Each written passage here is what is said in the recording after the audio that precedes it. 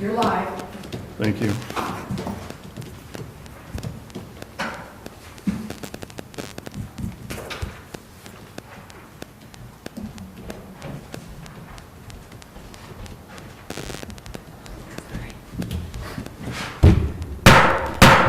The time is 6 p.m. We'll call the Dexter Township Planning Commission meeting of May 23rd, 2023 to order. By way of introduction and kind of halfway taken attendance, I'm Marty Straub. For anybody viewing, my left, your right, is Maris Metz, our Township Treasurer, Chandra Hurd, Tom Lewis, Christy Mayer, and Alicia Abbott. And Bob Nestor may be able to attend late, but he had a conflict this evening. So clearly we have a quorum. Please rise and join me in the Pledge of Allegiance. I pledge allegiance to the flag of the United States of America and to the republic for which it stands, one nation, under God, indivisible, with liberty and justice for all.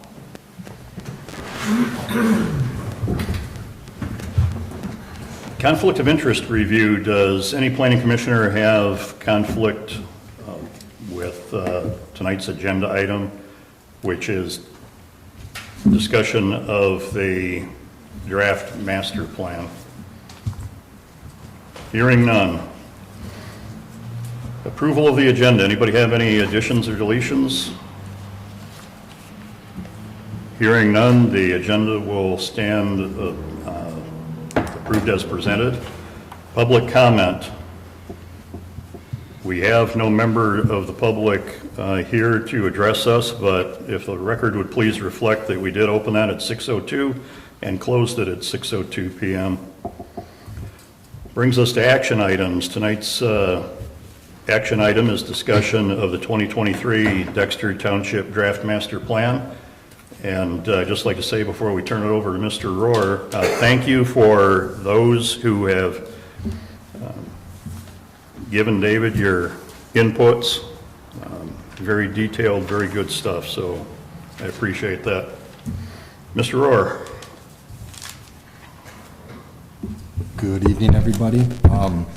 Obviously, we'll be going through the comments that were submitted. Does everyone have a copy of the Excel sheet, the color copy? Does everyone have a copy of it? One of our consultants, Rowan Brady, is here tonight, so he has been involved with this since the beginning, working with the steering committee, attending all the meetings, largely responsible for producing this plan that you see before you. So I've asked him to be here so he could help to clarify any questions or issues that relate to any of these comments. I thought for ease of use, we would just kind of go through these comments page by page. At least on the pages noted that there was something that someone provided a comment to. If somebody has an additional comment on an additional page, we're here so we can address that too. So, but I think we should just kind of jump right in and just start moving through the document. Unless there are any big kind of overarching questions that weren't addressed in what was submitted to me right now. If not, we can just kind of start moving through this document. Yeah. One thing, David, I know that we had talked about, I talked to Rowan in the steering committee, and then also with you about the mission statement. Yeah, I do have that, and I just didn't get to Rowan. I'll give him a hard That's okay. copy. I actually have them. Yeah, I don't know. I have a copy You of it do too. too? Yeah, Okay, all right. So yeah, I we just would. wanted to make sure that Yeah, that was. we would like to work in somewhere in the beginning, at least the mission statement that came out of the strategic plan that the board did. Yeah, I don't know if anybody wants one, but I made copies. Let me see, I'm sorry. Sure, I know we included a statement on page, what was that? Thank you. On page 63, our township is an engaged community that preserves the natural beauty and ecology of sustainable farms, waterways, open space, and residential areas. We enjoy clean and plentiful water resources, quality roads, communications, and infrastructure that better our daily lives. So that was on page 63, but I can Yeah. certainly include this language at the beginning of the plan too. Yeah, that would be great. I know that the board really, I mean, we spent a lot of time on our strategic plan, and I know that our township board is proud of the vision and mission statement and the values that we collaborated with, and we would like to see that. And I remember seeing one comment about citing that statement back, I forget which commissioner provided that comment to you. Yes, we can, I'll certainly make that note. Thank you, Commissioner Hurd. Thank you, Rowan.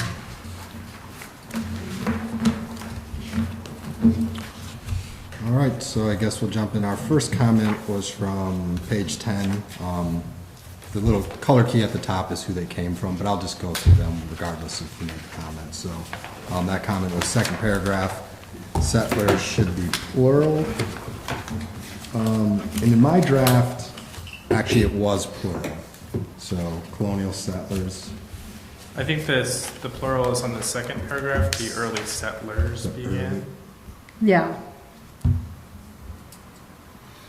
Second paragraph, second column, first sentence. Line 8.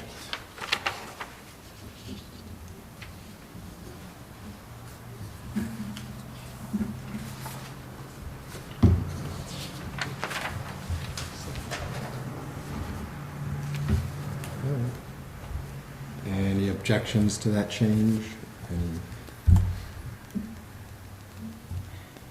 David, do you have another copy of the Excel? Mine printed funny, and it's hard for me to follow.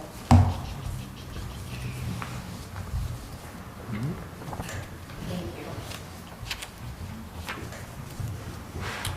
All right, moving on, so page 12, second column, sentence that given a township's approval of about 50 subdivisions that will likely bring over 100 new residents by 2025, should this be one subdivision of 50 homes?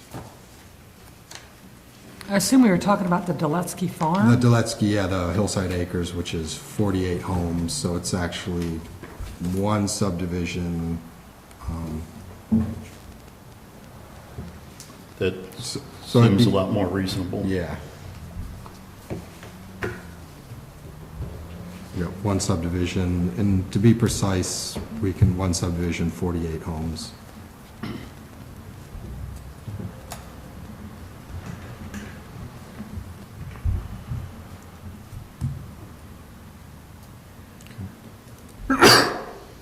Bless you. Thank you. All right. Also on page 12, second column, first paragraph, quote, Scioto Township's population decreased by 2,529 from 2010 to 2020. The draft states that this was primarily due to boundary changes when Dexter Village transitioned to the city of Dexter, also stated in the MLive article, but the city's population grew by only 433. Could Sciot's drastic reduction be due to Ann Arbor's annexation agreement? Question mark. Yeah, and we talked a little bit about either exactly this or something similar in the steering committee. I think there's probably some confusion that whatever we considered, Dexter to be when it was a village, when it became a city, that population then mostly, maybe all of it, came out of Scioto Township. But if you would have taken the village population and then the city population at a later date, I think Dexter, you would have considered Dexter, whether village or city, to have increased by whatever it was, 400 and something. And it does make sense that 630, I guess, is that what we're saying? It depends. I think there's a couple of things that are mixed up, and it depends on what the context is that we're discussing. Yeah, otherwise the math doesn't seem to add up at all. Sure, I can add some clarification here. I remember us discussing this very point in the steering committee, Marty, and when you have a township that includes a village, the census takes the population of that township to include the village population as well, but when that village becomes a city, essentially that township no longer includes that geography. So while Dexter, the city, did grow by 433,000 from 2010 to 2020, Scioto Township essentially lost that 4,067 in 2010 to 2020 because that 4,067 people were considered to be part of the township in 2010. And when it was the village became a city in 2020, those 4,067 people that were living there in 2010 are no longer considered to Yeah. be in Scioto Township. Yeah, that all Or at least a makes portion sense. of those 4,000, because Dexter crosses. Yeah, so, I mean, does that make sense that if we get that clarification? Yeah, there's just some clarification, because Yep. I know the boundary of Scioto Township was also going through changes because of some new annexation policies with the city of Ann Arbor. Sure. At the same time, too. In which case, so- SIO would have lost some due to that, yeah. Right, so I was just looking for a little bit of clarification and actually asking if that was correct. You know, those statements were correct, and sounds like they are, but I was just looking for clarification. Yeah, and likely it's a combination of all three factors. There's no way to tell just based on the pure numbers how many people are, were lost because of annexation for Ann Arbor, growth of Dexter, and then loss to Dexter. It's kind of a combination of all three that's leading to that dramatic change in Scioto Township. Yeah, so if we could just get a little explanation with that, it shouldn't, ideally shouldn't be too terribly involved, but my main issue with something like that is, I'm that person that if I look at that statement and those numbers don't make sense to me, I question everything else in the rest of the document. Rightly or wrongly, it just, so I think if we can just put a little detail around that, that will take care of it. And it really just comes down to how the census counts population in a township, village versus city. Yeah, I mean, maybe it's just an asterisk or something that says, due to Dexter Village becoming a city, blah, blah, blah, this math doesn't all add up. Yeah.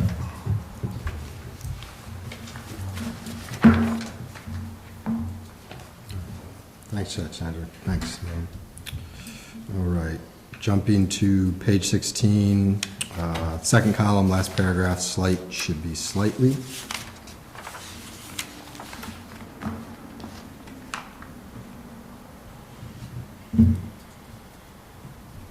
Sounds like we're all in agreement there. Moving to page 20. So the question is, map 2 looks a lot like,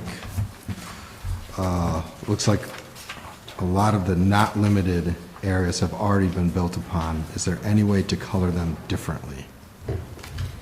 Yeah, I guess I just found this map, it was interesting, but I found that because if we wanted to actually recommend building and not limit or somewhat limited, a lot of that property is already built on, or some of it is recreational land also where you can't build. So I think it would reduce significantly where you actually could still build. I didn't know if you could somehow sort that out in one map. Yeah, certainly. I mean, this map is really just showing the soil information. I'm not trying to convey build suitability at all, just purely what did the soil say in terms of suitability for a basement. We certainly can add additional information onto this map to show what areas of the township have been built upon. I can do that with maybe like a hatch overlay so you can still see the colors underneath. But again, this map wasn't intending to convey building suitability. Okay, and that makes Yeah. sense. I don't know how the rest of the committee feels about that. I don't want to. Well, I mean, I think I see what Chrissy's saying, because if you see basement suitability, then you're kind of alluding to the fact that it's a dwelling, yeah? Yeah, certainly. And the soil information does not prohibit someone from building a basement in any of these areas. It just means a little bit more work has to go into design and construction than it otherwise won't be, but I can certainly add some sort of hatch overlay to show what areas of the township have been built upon. Okay, I would appreciate that, thank Yeah. you. I'm not sure that I'm big one way or the other on the basement suitability map, but just a general comment, all the maps I find difficult to read. I mean, nothing against how the maps were prepared. It just, David, when we get to the point where we publish the master plan, is this gonna be like a B-size drawing or something that folds out, or how do we convey the proper information in any of these maps to where people can make some of the finer determinations that they might want to? Sure. I mean, yeah, it could be. We could put an 8.5 by 14 and it could fold out. The digital format will obviously people will be able to zoom in and look a little bit cool. And maybe that's the ultimate solution. Anybody that's real serious about it, probably just download it from township website and zoom in however they want. And part of our deliverables to the township will be PDFs of all of the maps as well, and though Yeah. we design them at 30-inch by 42-inch scale. Okay, good. So the resolution, changes a little bit when you scale down, but if you wanted to print it at a large scale, they're designed to be printed at large scale. Yeah, good, thank you. So you can even, if you put I know some communities will put their master plan on their website and then have all of the maps as separate links underneath, so you can, download the So if PDF somebody of wanted to just go that and map. plot it at normal scale. Yeah. Yeah, we can do that as well, so. Yeah, that'd be good. Thanks. All right. So page 21, list of lakes, I think Baseline Lake is in Webster, next Dexter Township. Some of the other lakes like Portage, Highland, and 4 Mile Lake are only partially in the township. Might not make a difference for the master plan, but it would if there was a desire to regulate activities in these lakes. It would need to be coordinated with other jurisdictions. Regardless, I would recommend the plan be more precise. So, Baseline Lake is in Webster Township, so we could remove that. Portage, Highland, 4 Mile do come into the township. I'm not sure we're really advocating controlling uses or development so much on the lake, just noting that those are some of the lakes that are in the township. But, I can certainly reorganize the sentence just to clarify which of these lakes are completely within the township's Township. jurisdictions versus what ones cross jurisdictional boundaries. And I think that would be sufficient. Yeah. Yep. okay. So the math associated with this, the 7.8%, I presume you're able to figure that out on the nearly square Dexter Township, so we don't take out like a whole 4 Mile Lake, for example. Correct. Essentially, it's looking at the lakes, drawing a box around the boundaries of Dexter Township, and how Great. much of all of the lakes combined are within that box. Yeah, gotcha, good.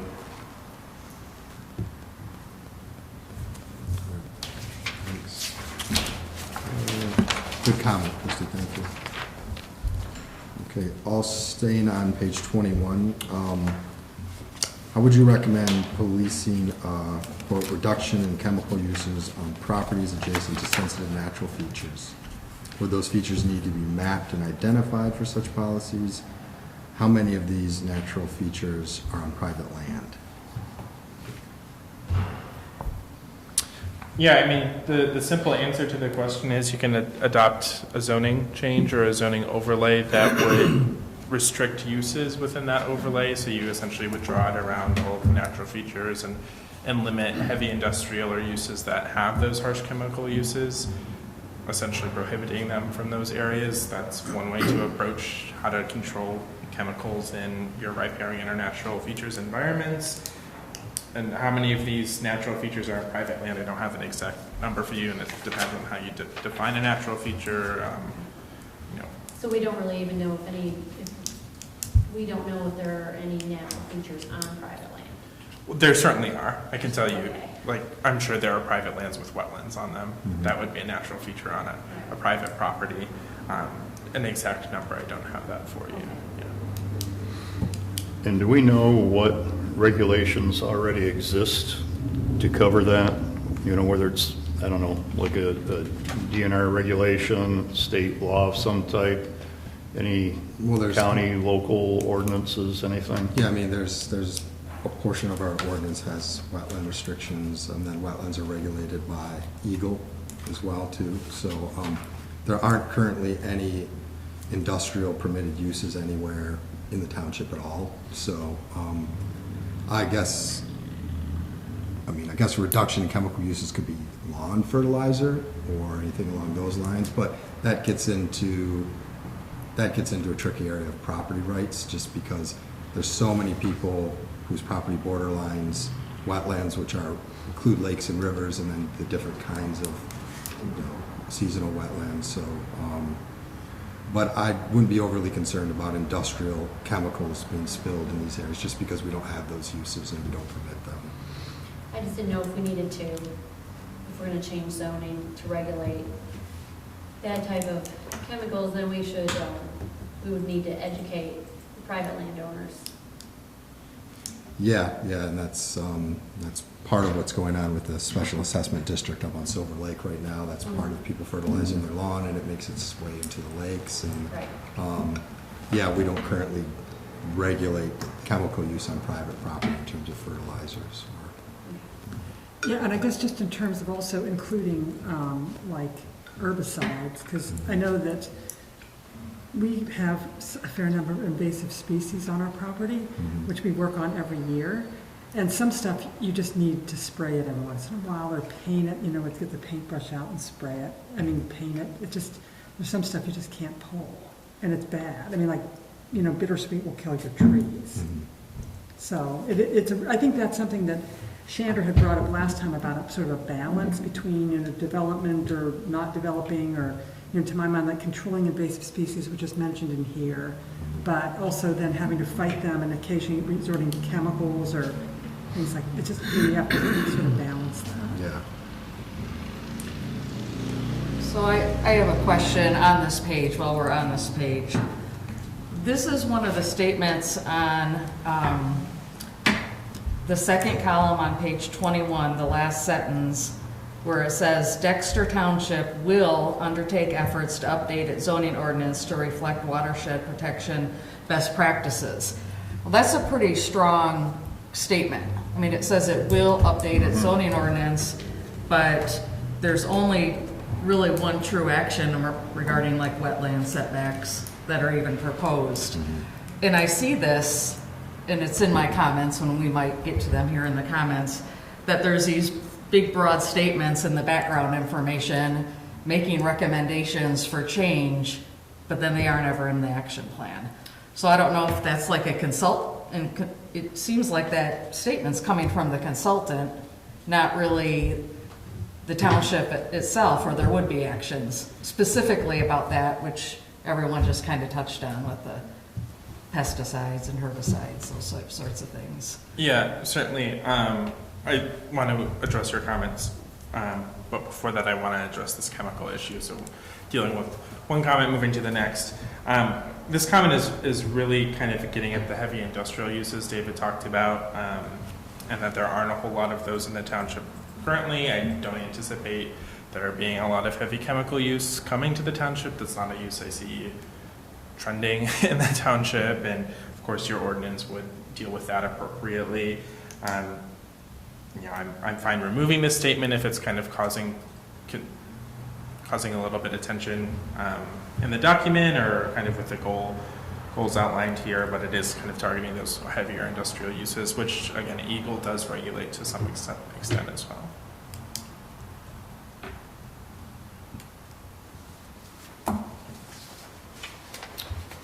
And you just leave it in, take it out, modify. I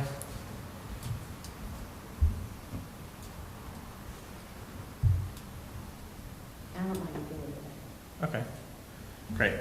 Well, I'll leave it in. Discussion to that point, I guess, has been sufficient. Commissioner, Hurd, to your question on who's kind of writing these statements.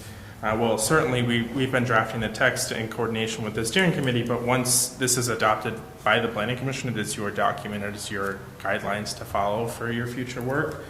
And the actions can kind of range on their specificity. With the question of watershed best practices, that's a very broad statement, as you noted, and getting into specifics of what zoning changes specifically would implement watershed best management practices, that's a very lengthy discussion and warrants a lot of attention. So generally with those larger subjects that require a lot of discussion on kind of nitty-gritty details with the zoning ordinance, we mention here intending for that issue to be discussed very thoroughly by the planning commission when it comes to actually update and review the zoning ordinance. We're happy to provide recommendations on specifics if you would like, but that's kind of how we approach it. If it's a simple action and it requires 1 to 2 sentences in the zoning ordinance, we'll certainly include it here. But when when you're talking about watershed-based management practices as a whole, there's hundreds, maybe even 1,000 best management practices that you could include in a zoning ordinance, and that's kind of a very large scope to tackle in a master plan. But we certainly can dig into specifics and provide certain actions if you would like. The way I read it, it just sets up this expectation, and maybe it could be worded differently. Yeah, we It's certainly maybe can just soften the way the- it's worded. Yeah, we can soften the language. Sandra, would it just be, would it be sufficient, when funding is available, Dexter Township may undertake efforts to update its zoning? Yeah, maybe not such a strong statement like will, but As soon as we get the the money. use of the word may or should, or, Or often I'll use consider including watershed best management practices when updating the zoning ordinance. Yeah. So I'll certainly soften that language. Let me find the exact.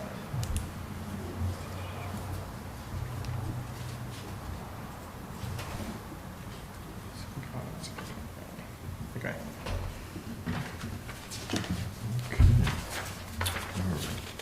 Let's see. Okay, our next comment is page 25. No, 25.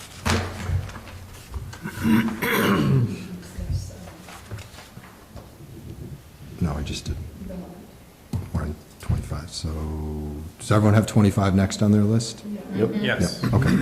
Second column, top of page, the sentence, while it is important to encourage development to meet the changing needs and preferences, from the survey and the plan, it appears that most residents don't want more development.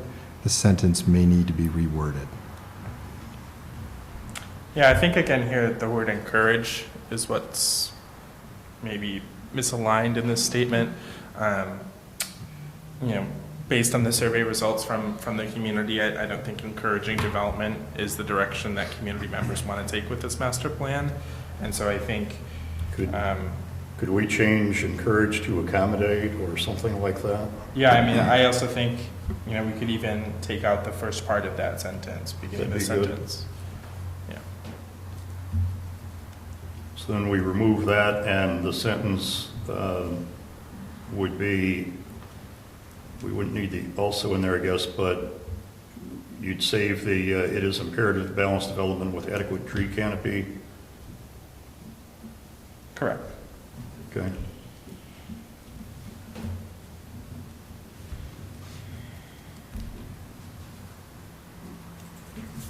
Does that make sense to everybody? I think, Christie, that was Yeah, your, I think that's better. okay.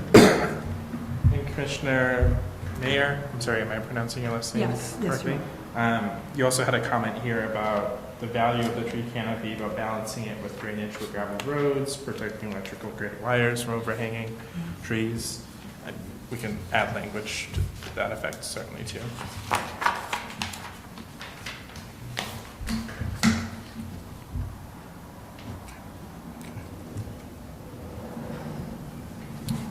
Okay, thank you, Ron. All right, moving on to page 28. Find the colors hard to read between the key and the map. I'm not sure if there are no low or high areas. We don't need a complete list of endangered species, but it might be helpful to mention a few of the common ones. Yeah, I think here I can change the colors just so there's more contrast. And then Yeah. I can also add numbers to all of these values too and label, these are sections of the Okay. township. And so I can label each section and also label it in the key. So for individuals who might struggle with reading color or differences in color, they'll have that additional information to distinguish on the map. Okay.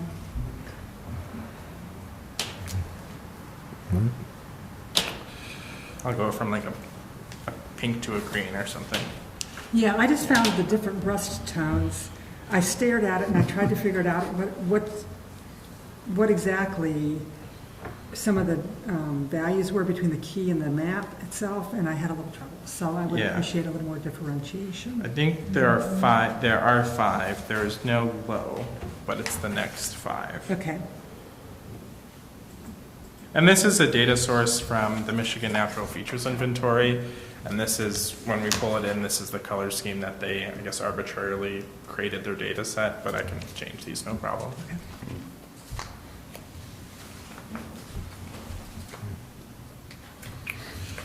To the next page, page 29, map 8.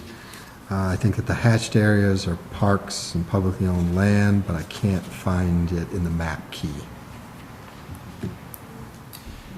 Yeah, the Huron River Watershed Council, I guess missed that. We can go in and add it to the key though. okay.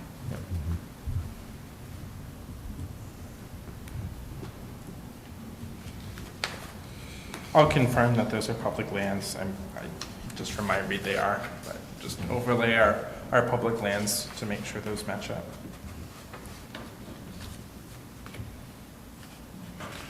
Okay, staying on page 29, second comment, based on map 8, are there any of the highest scoring areas on private land? I understand the verbiage coincides with the location of several of the township's parkland and wetlands. However, it is difficult to tell from the map whether any of these highest scoring are on private property.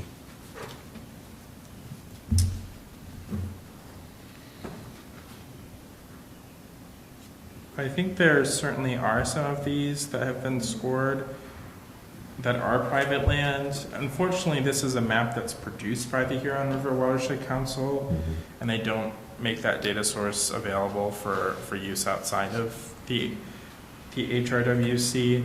So we kind of stuck using the map that they provided.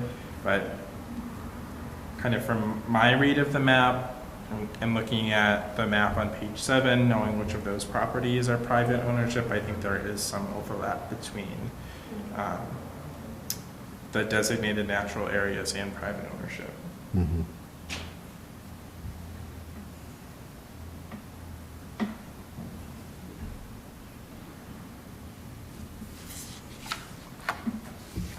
Yeah, this map, I think, is just hard to figure out for a number of reasons. It's a little bit, maybe more than a little bit difficult to figure out exactly where Dexter Township is in it. And most of the roads are so hard to see. What we can do is we can outline Dexter Township.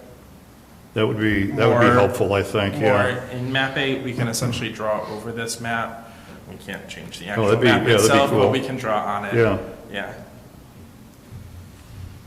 And it's kind of hard for somebody to locate or get their bearings with that map without the roads visible, but that's probably beyond our capability, huh? Yeah.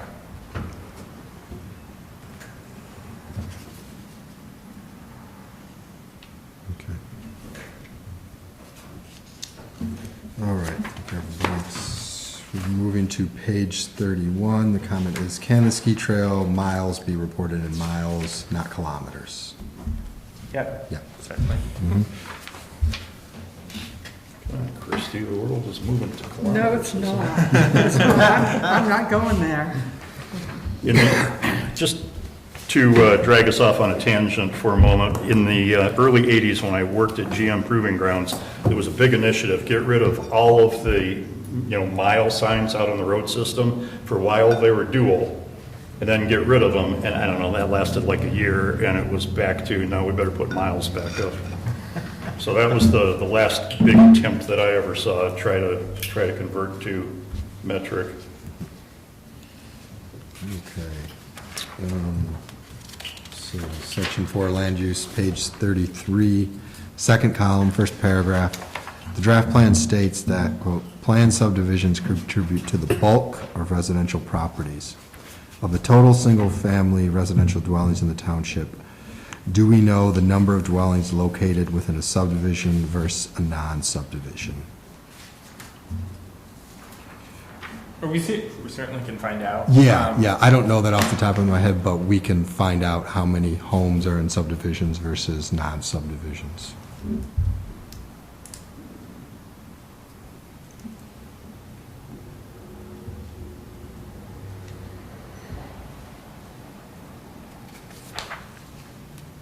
And then Rowan, we can insert those actual numbers into that section.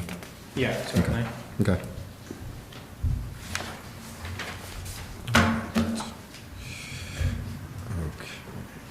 Map 34, map 10, sorry, page 34, map 10.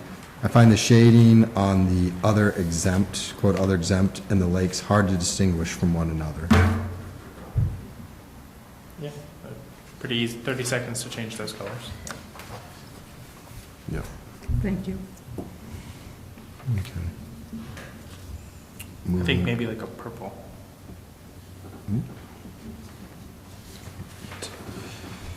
Moving to page 36, says, farmland that is built upon is irretrievably lost. On page 35, map 11 has prime farmland where subs have already been built. Can these subs be noted on the map as lost prime farmland or otherwise shaded since they are lost? Question mark. I think we can do the same thing we are intending to do with the basement soils, just add that hatch over the Okay. prime. Because again, this is soils data, so showing where some of these areas have been built upon. Okay, thanks. And if you look at map 10 on page 34, I'll just use the information from this map to show what areas have been built upon. So essentially, the areas that say residential and other development uses like commercial and industrial.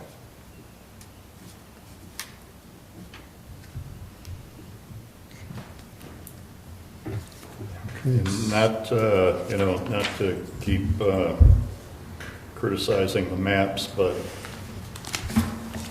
okay, if somebody were to look at a satellite view and come up with this map, yeah, maybe that makes sense. But I'm familiar with some areas on this, and while they are very small areas of land that I'm speaking of, this map isn't anywhere near accurate. Yeah, this map is created using assessing information. Okay, So to correctly tax property, assessors have to know, is it residential, is it industrial, is it commercial, because all of those different properties have different tax rates. And so we use that information to give an understanding of what the kind of land use looks like at a parcel level. It does get a little tricky when you have a 40-acre parcel with one house on it. Essentially, you color the entire property residential, even though there's only one house that sits on maybe 1,000 square feet of those 40 acres. This map kind of makes it look like that entire parcel has been developed for residential. yeah, that kind of makes sense to me, but there are little blobs out here that I'm pretty sure haven't been viewed by anybody since probably a surveyor 40-plus years ago, and definitely not prime farmland or farmland of local importance, but anyhow. Marty, you're talking about map 11? Yeah. Yeah. Yeah. Yeah, again, this is soils information. There's certainly inconsistencies with using soil data because it uses soil typology, not exactly the soils in this area. Essentially, if I'm just going to throw out a name of the one soil I know, Kalkaska sand, right? If Kalkaska sand is deemed farmland of local importance, anywhere where there's Kalkaska sand, all of those areas are considered farmland of local importance, even though at a kind of site-to-site, property-to-property, area-to-area, they might differ if you looked at them all kind of as individuals. Okay.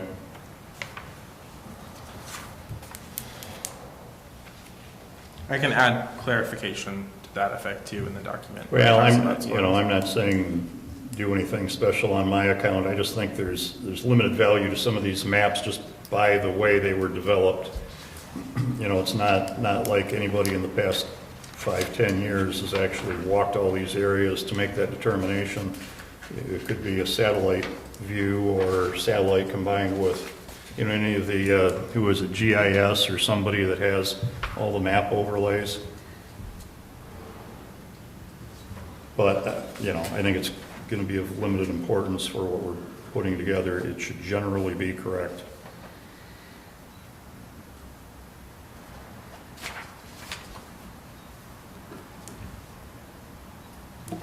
Any additional discussion?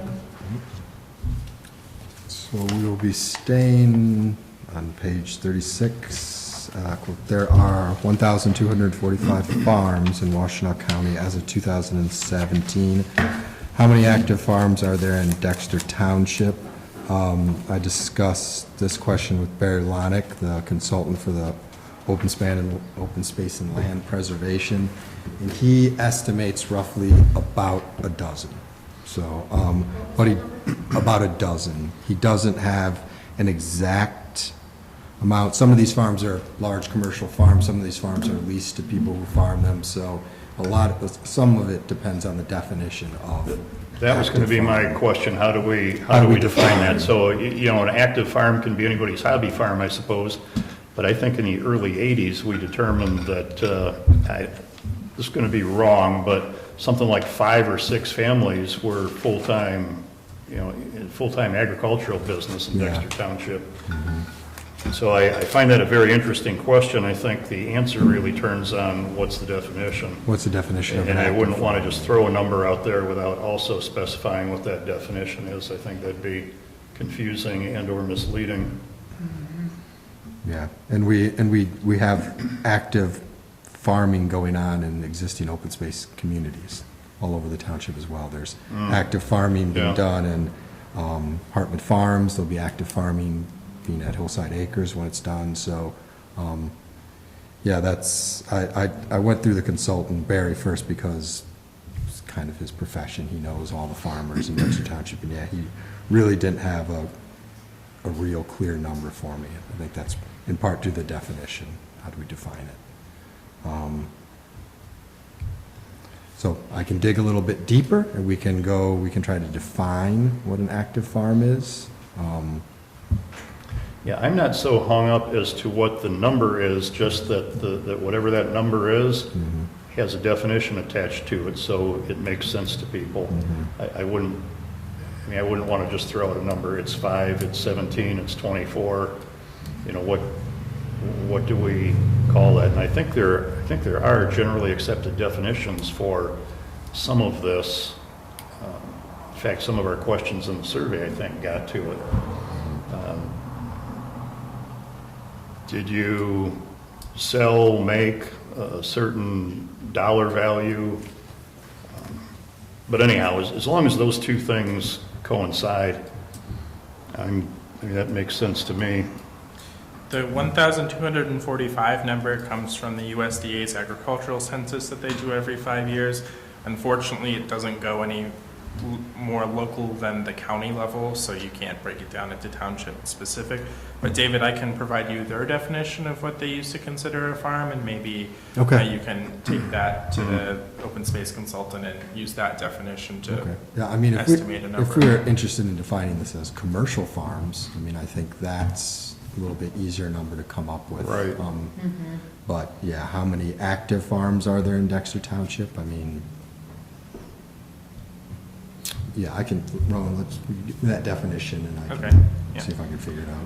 Yeah, the 1,245 surprises me also. However, you don't have to go very far, mostly east or south of us, and find a lot more agricultural activity, it seems. But, yeah, still, And I think that would include, the husbandry of livestock, not just crop farming. So if someone has horses on their property, I think they're considered a farm. And again, I'll provide that definition to you, David. Okay.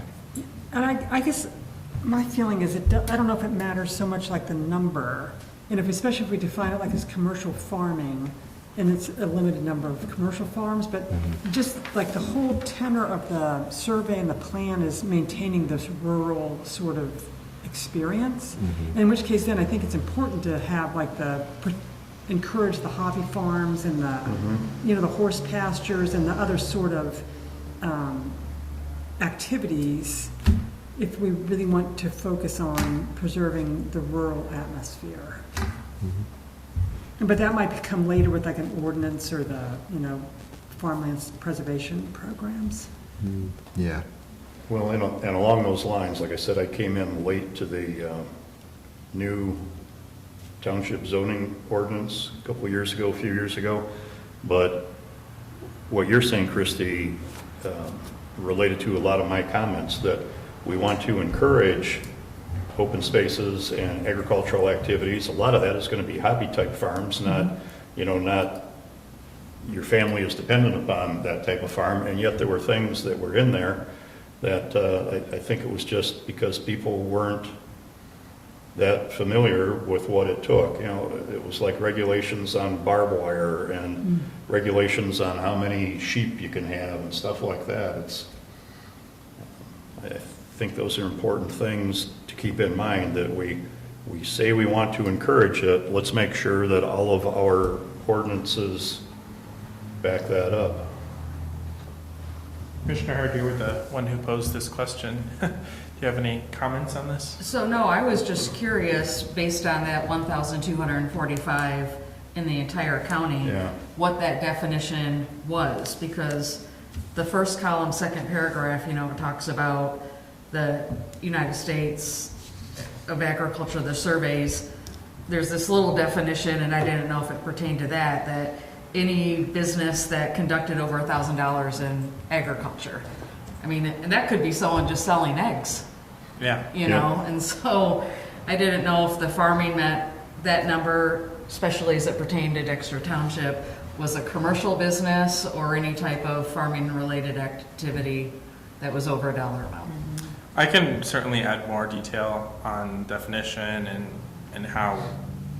what does the USDA consider a farm for the purposes of this survey. I mean, it's essentially, 2020 was 3 years ago. I'm sure all of us remember getting that form from the census asking us to fill out information. They essentially used the $1,000 definition to determine who gets that form that we send out for that information. Yeah, I was just more curious to how this related to the township level, because there's a lot of information here on the county level, and I was just looking for a correlation. Yeah, that USDA agricultural census is, I think, one of the best sources of at least local farming information, but again, unfortunately, it doesn't go beyond or more local than the county scale. So we use it as a substitute, and where we have better information, like we're going to get from the Farmland and Open Space Consultant, we'll certainly include that as well.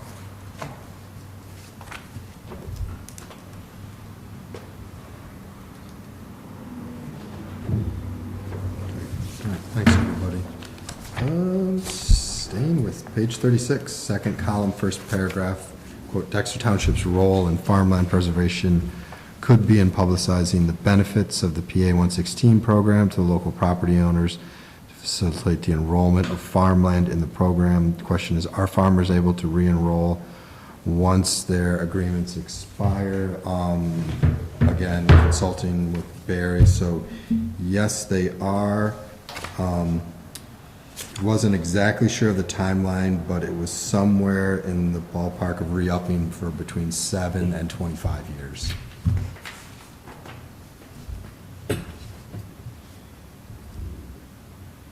I'm sorry, 25 in other words, so actually 7 and 90 years. So a little bit of a difference. So yeah, people, all those farms that are nearing their end of PA 116 can re-enroll. I guess the length is somewhat at their discretion or somewhat at whatever they work out.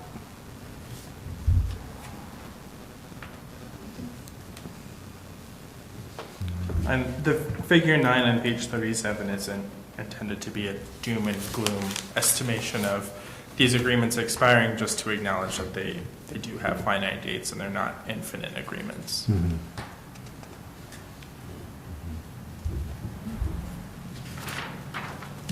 All right, thanks. That was a good question, thanks. Moving to page 37, I found the land preservation suitability matrix difficult to follow, including figure 10 on page 37 and map 12 on page 38. The description was broken up between pages 37 and 40.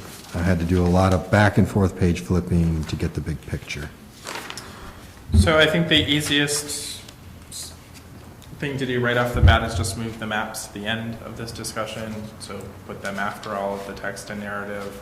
But again, Commissioner Hurd, I wanted to clarify if you had any questions about kind of the methodology, if that was confusing, or maybe if it was just the reorganization. I think we do the reorganization regardless. Or maybe it's just a reorganization, because I look at this from the perspective of just a regular Sure. resident trying to make ends of this, and if it was a little bit difficult for me reading through this and going back and forth and looking at it, it might be difficult for just your average citizen.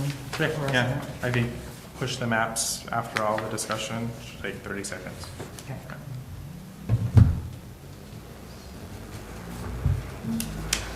I do think it is valuable to kind of look at map 12 and 13 side by side, so you have a clear understanding of, you can see where those zones come from. On map 13, where the stable zone is very clearly drawn around the stable and stable moderate properties or lands identified on map 12, and then kind of working down from there as well. A lot of agriculture in play, other in play property and land is kind of south central areas of the township, so we designated that as the ag core zone, where preservation of agricultural land should be a top priority.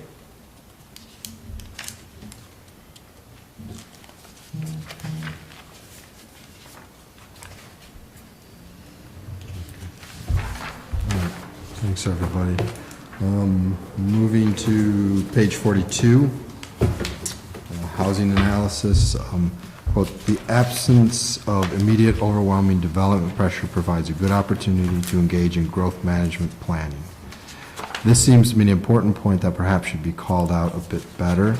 There are additional recommendations for the management of lakeside development. Chemical use is brought up again, but not in any implementation plan." So the issue of chemical use, again, can be addressed by an overlay. I think if we brought it up earlier and, we find coming back to that is a little confusing, we can remove it from the discussion on housing here. We have mentioned it previously.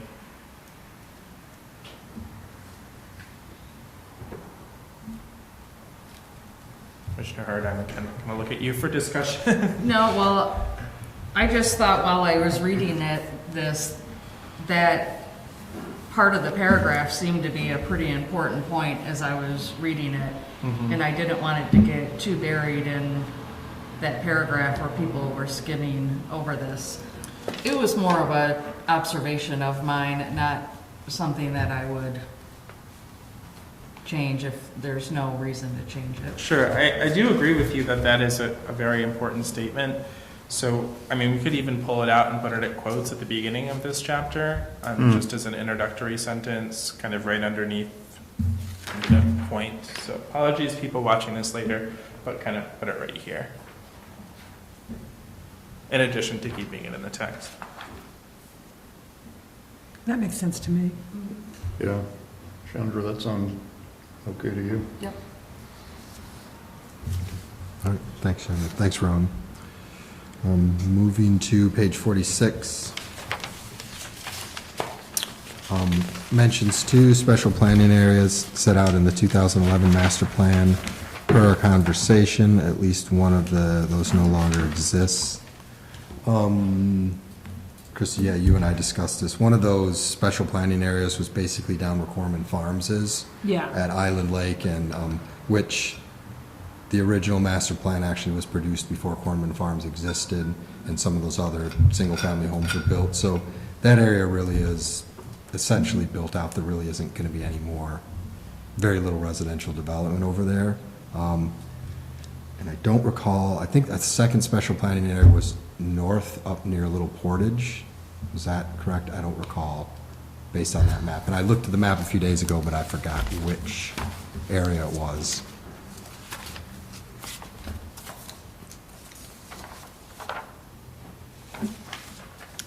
It is,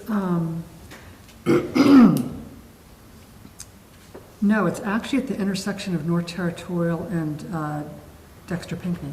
Oh, okay, so that is the same special planning area. That area, that's at our corner, that area is still predominantly commercial on both sides, north to Territorial. So that would still be a special, not so much a special planning area, but that area is still potentially pegged for development. It's still commercial. It's still, outside of Bear Claw, it's still vacant, it's being farmed. So, Wasn't that area on the,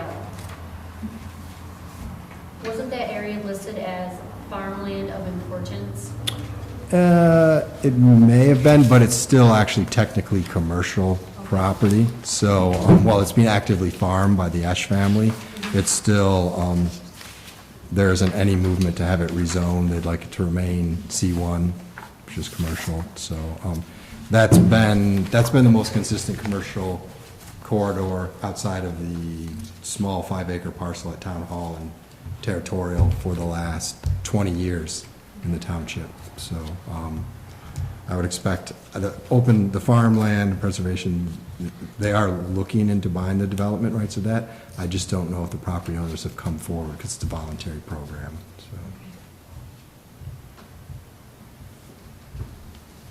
So I'll add discussion that one of those two planning areas has essentially now been built out. Yep. State the other one is still available. Yeah, it is still available, but yeah, the other section down there where Corman Farms is, that they're just, Corman Farms, when that became Corman Farms, that was 20-plus acres, and in 2011, I think there was a lot more space down on Island Lake there, but that's no longer the case.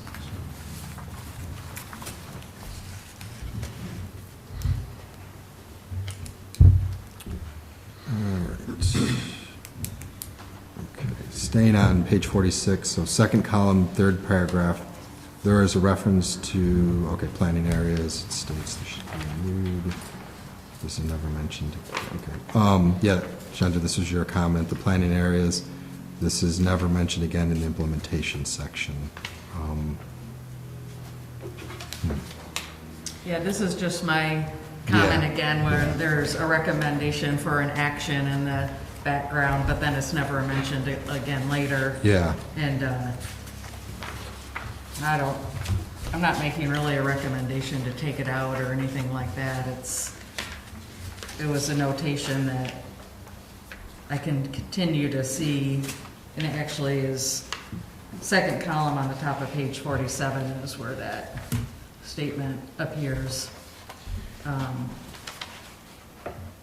Yeah, it's in this section of the document specifically for consideration on future land use, so that's kind of the implementation side of this statement, where this is an area that has been designated for, like an area for maybe a little bit of commercial development, expansion of uses there. So if you look at page 73, the future land use map, map 23, you can see that area has been designated on the future land use map as neighborhood commercial, maintaining consistency with that area being designated as an opportunity for, I don't want to say growth, but maybe some more activity in the future. But, I don't think it would be appropriate to have an action item here to go out, solicit developers to look at that property, just acknowledging that that's a space in the township that has been available for additional activity, and that availability is going to be maintained moving forward.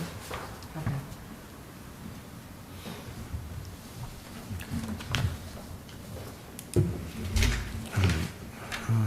good questions, thank you, everybody. Page 51. Plan states here and elsewhere that there is a lack of east-west connections.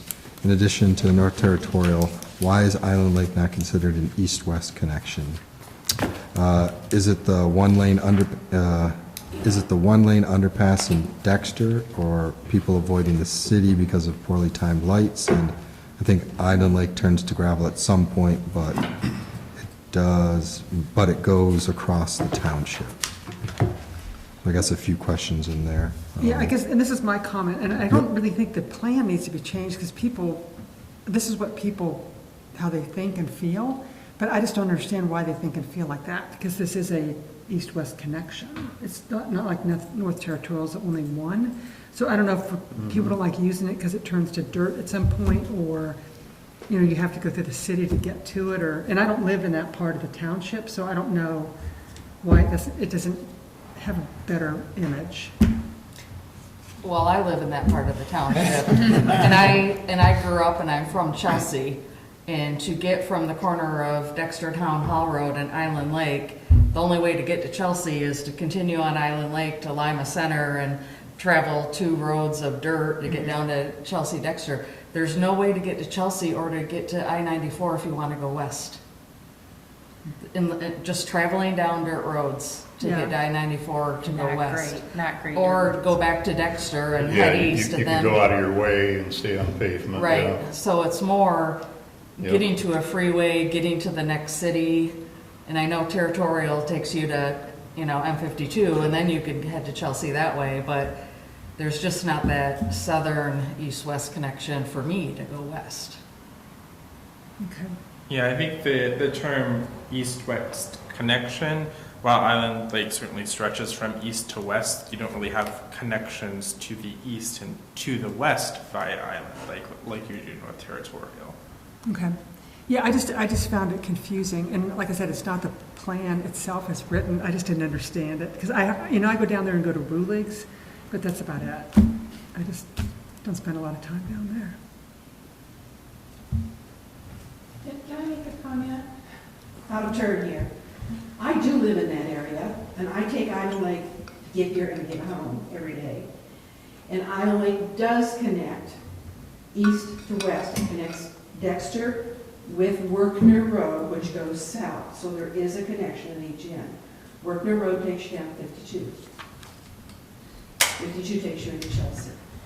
Well, I would then add my comment too, I guess, living on Island Lake on the unpaved part of it, I've got a mile plus either way before I get to any decent road. And I don't know why anybody would choose to drive down Island Lake Road if they had a better alternative. Obviously, some of us must, and some of us will to save time getting where they're going. But, yeah, I get what Christie is saying, but I also get, I think, that as the definition, because the portion of that road is so undesirable, unpaved, bottom falls out of it at least once a year, and you can't get through that part to make those or you'd have to go through that part to make those connections, and people generally choose not to. Yeah, I mean, when I first moved here, I was kind of surprised when you're just going along on Island Lake and it's fine, and all of a sudden it says end paved road. Yep. And it just turns to dirt. I thought that was pretty unusual. Yeah, strange. Yep. Yeah, the classification condition of that road just does not make it a good traverse for east and west.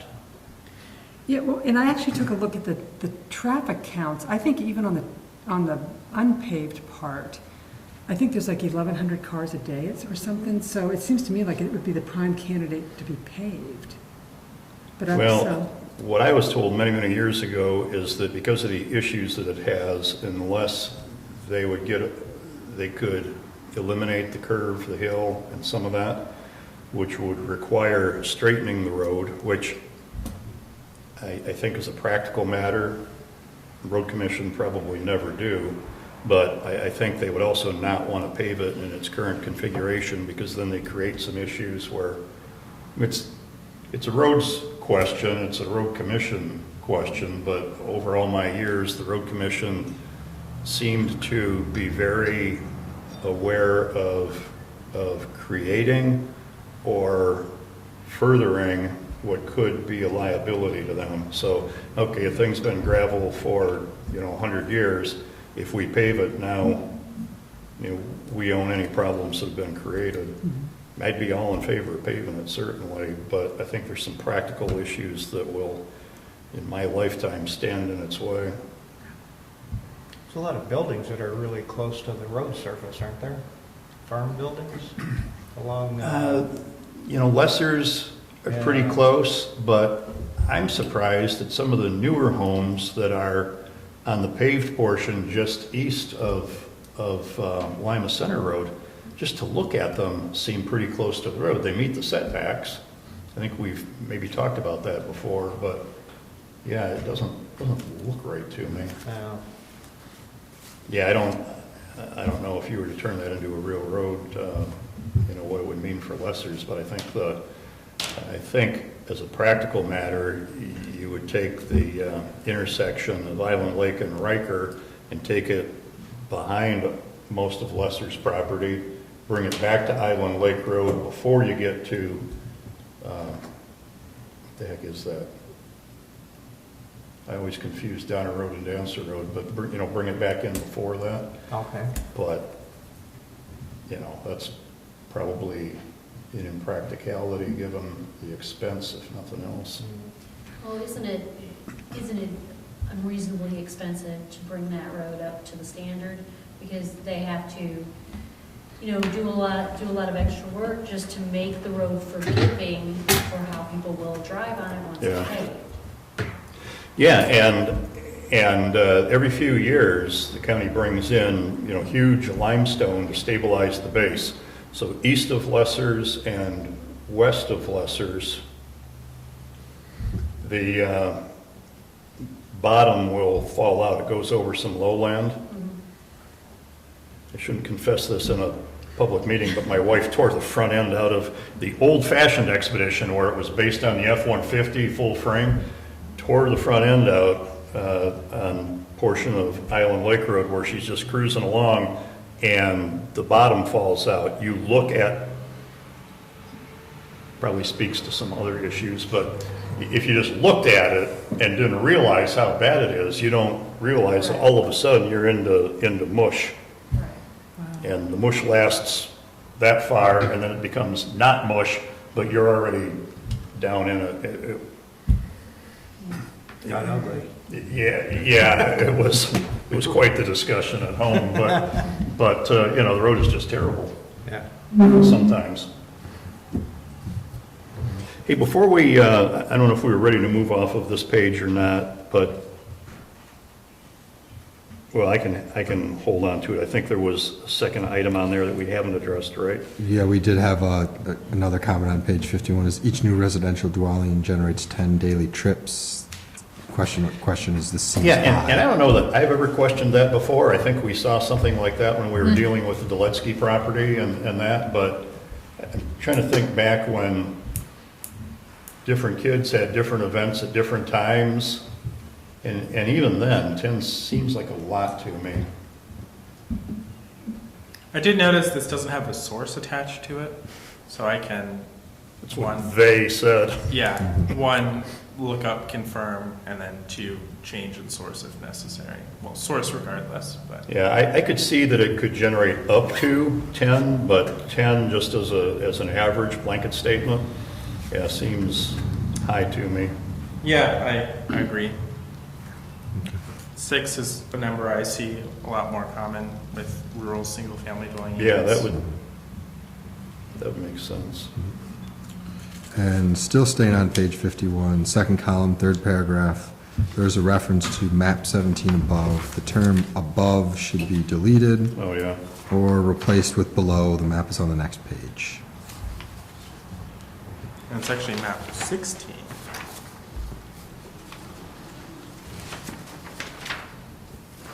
Right? Well, that was my comment. Let me find where that is in the second column, third paragraph. Yeah, all the way down toward the bottom as depicted in map 17 above Right under LOS. But map 17 follows. is on the next page, yeah.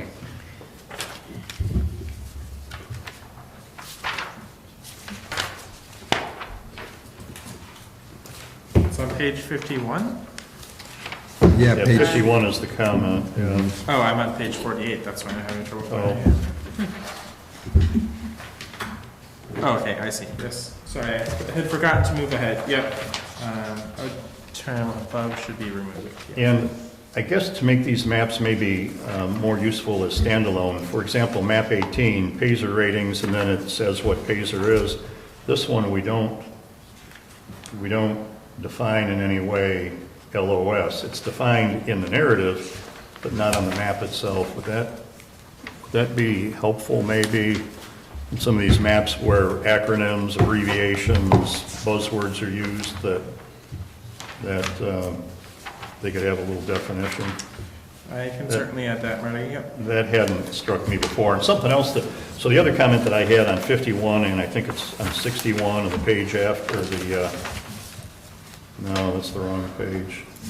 So on 51 and then 63, and then the map, or the photo on 64, this had not occurred to me before, but we mentioned throughout the document, maybe not just these places, maybe elsewhere that I haven't found or remembered, but we talk about the narrow rail underpass, or we call it the confined Norfolk Southern Railway Bridge underpass, and then the page after that, the photo, Island Lake Road to Norfolk Southern Rail underpass.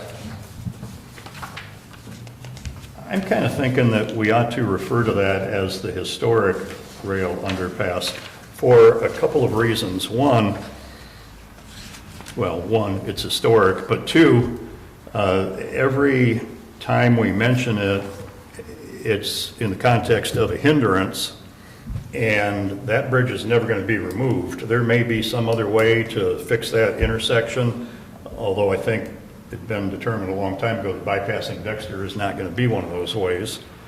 I've got opinions on that too. I would prefer that Dexter is a destination, not something I have to get through to get someplace else, but not my business. But it is a historic bridge for several reasons.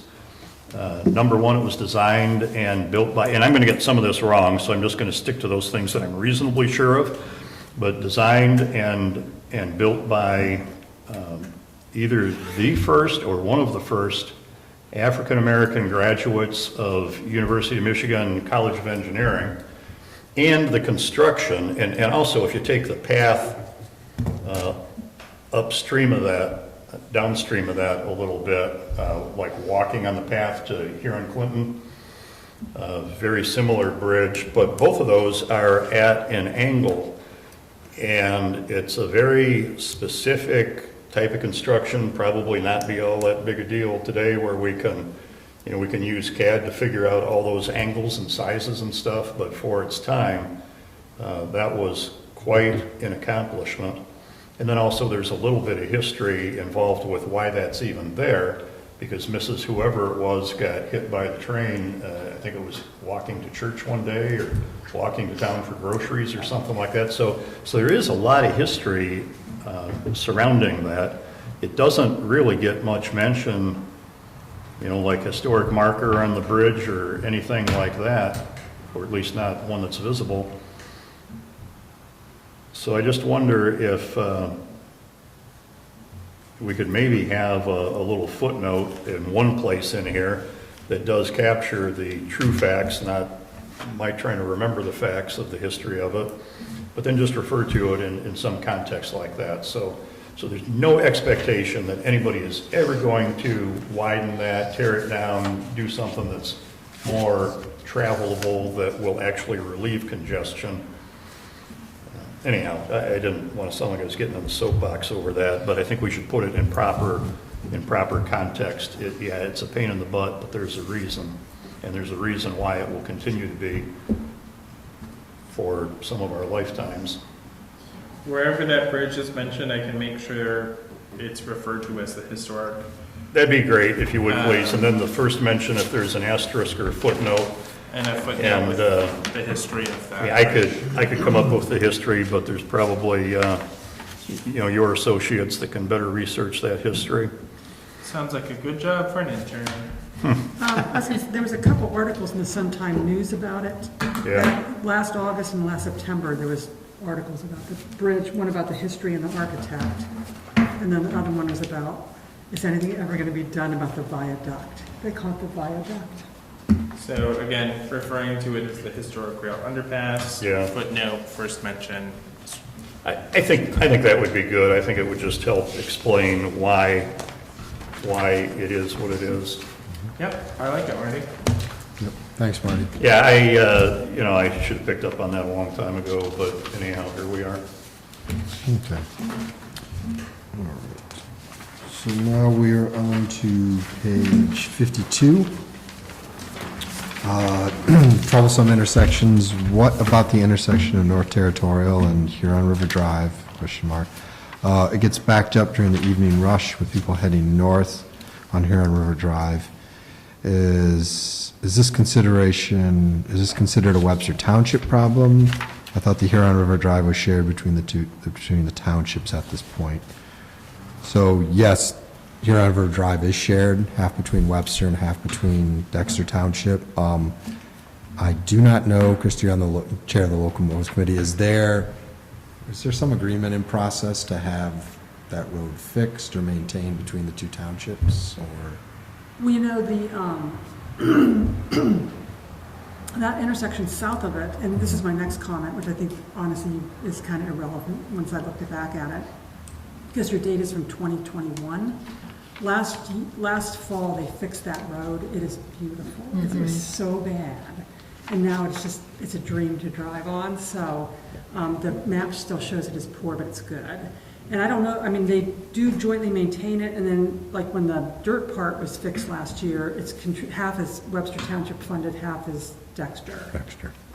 But the traffic does get pretty backed up there. And I've heard rumors that they maybe someday would put in a roundabout there, but I don't know, that's road commission business. Well, I've heard about a roundabout at Territorial and, God, I want to say Webster Church. Yeah, I think they're Yeah, I putting in think a that's- turn lane there. They're putting in some sort of separate turn lane. Separate terminal. Oh, are they? I thought I read an article that that was I going think to be that's slated to be a construction pretty roundabout. soon. Yeah, Yeah. they've cut the trees. Yeah, I Whoa. think they're going to be closing that intersection for a period of time. Are they And putting a full traffic light with the addition of the turn lane? it's a good question, I don't know. But there is also, if funding is available, there is also talk that in '26, there'll be a roundabout in front of the viaduct. Yeah. That's Yeah. hard to do. That's a Wow. hard one to envision. It is Yeah. really Yeah, hard, isn't it? I don't I had know. not heard that, yeah, I'm Yeah, Yeah. trying to I've envision heard that that. a couple of times. yeah, they the said they're one- gonna have public hearings about it, That ought to be a good next one. year. Gonna start that up. Wow. The other rumor I heard was the vacant lot right there by the river was going to be something like a condominium, another condominium. I thought, how are you going to put all that traffic? Yeah. That's 3 roads and a condominium entrance, exit in Acton. Oh, sorry, no, I was thinking of the other side. I know what you're talking about now. Yes, they're talking about a roundabout in front of AMW. And- Yes. Yeah, and then, that property you're talking about is no longer going to be the, what was it, a brewery or something? Now it's, Yeah, livery, or I think at one point, yeah. Well, plus they want to now leave the fire station where it is and renovate it, which just seems to me like then if you have fire trucks going in and out of there with a roundabout and all that, it Oh, would yeah. be quite complicated. I'm not But yeah, exactly there's a sure hill what and that there's sits a- off. Because Oh, you've got everybody trying Yeah, to come that's through a that tough one to tunnel. see. And so it just seems to me like that would just make it a larger launching. Yeah. Well, Christie, I don't know if that necessarily answered your question or your comment, or, Yeah, I guess, I just didn't know if you had looked at that intersection at North Territorial and Huron River Drive, and if it's, because it does get really backed up during rush hour, but maybe it's not bad enough to be considered a problem. And then I say like map 18, I know it's a snapshot in time and you can't keep updating it. So I just noted that the road is now fixed. It's really nice. Don't quote me on this, but I think 2022 ratings are available. They probably weren't when we made this map, so I can make it 2021, 2022, and just add the 2022 over top of the 2021. If 2022 are available, I will do that. Okay. Yeah. And my other question was if there was a comparable map for gravel roads condition, but they also changed so drastically from just Island Lake evidently. Yeah, this is done by, That you can't even track it. yeah, this is done by MDOT. They have like a whole Right, and they don't pavement even team, have that. yeah. Okay. And to my knowledge, I don't think they evaluate gravel roads. That would probably be the county if anyone does, and I don't think the county Well, evaluates gravel roads. it is color coded, so fair, if we go to the western property line, and although it's not labeled on here, that's West Lake. So we go down to the southwest corner of the township, go up a little bit, that road showing as orange all the way to the green is the unpaved portion of Island Lake Road. Yep. Oh, so that, yes, that answers some gravel roads are evaluated. Yeah, now, going back to Christie's point about snapshot in time, yeah, I don't know what good this map is, at least insofar as we're color coding gravel roads. Yeah, I just had a thought about it. Even the paved roads, by the time the next master plan comes out, could be drastically different, but any of the gravel road ratings are gonna be, different next spring. Or next month. Yeah. Yeah, yeah. We just do One away good with this rain. map? Yeah. That was their suggestion, right? I mean, just do away with it. It's interesting that they're Yeah. rating some of the private roads in the subdivisions. I guess because they're paved. Yeah, but I don't think all paved Yeah. rodes are evaluated, right? Regardless Somebody of private or public. pointed out to me a while ago, I don't remember who it is, that, because I said something about, wow, the subdivision across the road from me has terrible roads, and they said, oh, no, they did a special assessment, or the HOA or somebody, and those roads are all great now. I didn't wander over there to see, because I have no business over there. Maybe I will on the way home, because it is color-coded as poor. And if there's any truth to the fact that those actually have been repaved in the past couple of years, then maybe that gets corrected in the 2022 map. But, yeah, this one for sure isn't. Yeah, I'm fine removing this map from the document. That's probably the better thing to do.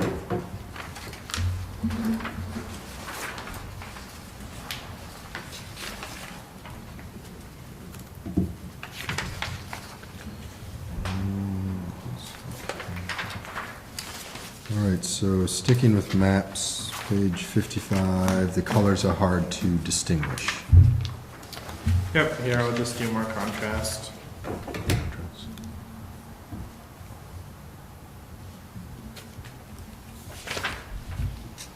Okay.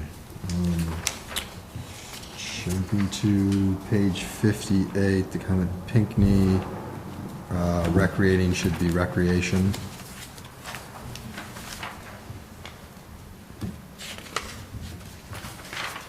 It's the second paragraph, the last sentence, second to last sentence. Yep.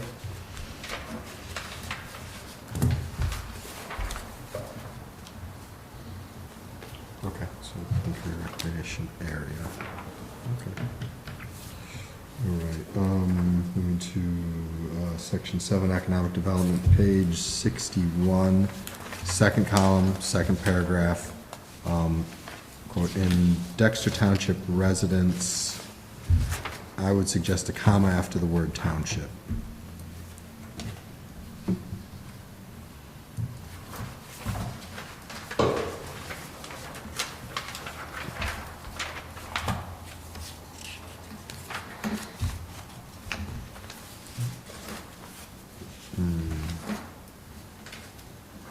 Everybody okay with that? Yep, makes sense to me. Okay, great. Okay, now we're on to section 8, implementation, page 65. Second column, text says that there are 4 overarching themes for the plan, but 5 are listed in the box that Chandra thought was too small. The next pages discuss 5 themes, but on page 76, as noted, there are only 4 themes listed.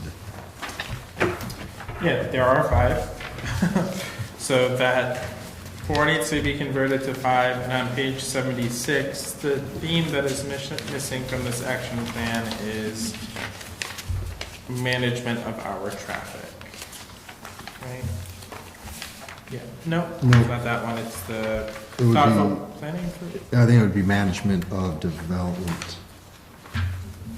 thoughtful planning. Am I incorrect by saying that? I might have. No, I don't think No, so. I remember looking at it this afternoon, and I was like, oh, yeah, there is one missing. I think it Just would be- can't remember which one it Yeah, was. thought- Planning for thought- future development? Yep. Yes, yeah.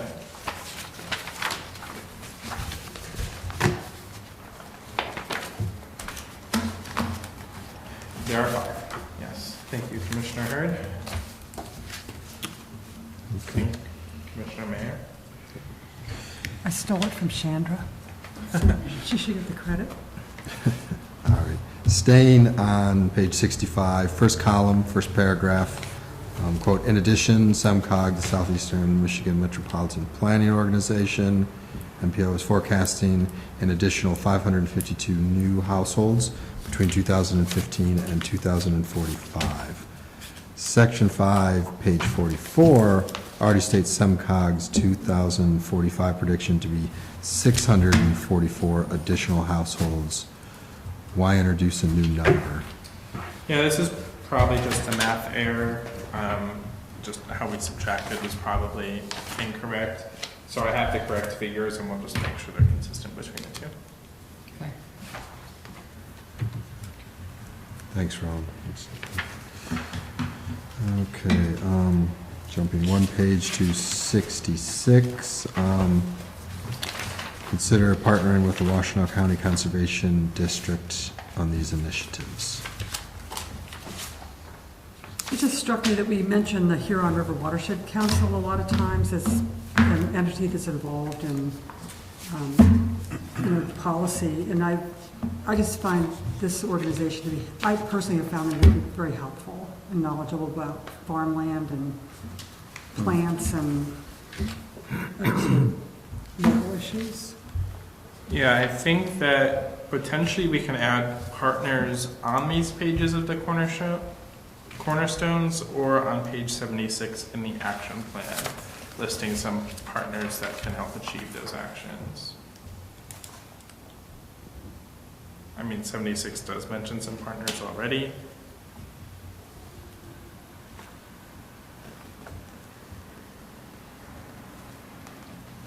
Yeah, actually might be better on 76. 76, okay. You know, one of the things, and this is probably just some stray thought, I think we discussed it about the Duletsky property. I don't recall if there's anything that addresses it in the current zoning ordinance. I don't remember if we've discussed it with a master plan, but one thing that we could use some help with, that soil conservation district or somebody might be very valuable, is the changing definition of invasive species. Now, we've got autumn olives and crown vetch and crap like that we got 40 plus years ago from soil conservation district, but whoever is on top of those changing definitions, it would be good to, it would be good for us, whether through this document or not, to help encourage or discourage, depending on which way you're looking at it, bringing stuff in that, oh, wow, that's pretty, oh, that grows fast, oh, that's really cool for, ground cover, and then a few years later you find out that you can't get rid of it. So I don't know if that's appropriate in this document, but some of those points kind of spurred that thought that, yeah, there are some organizations that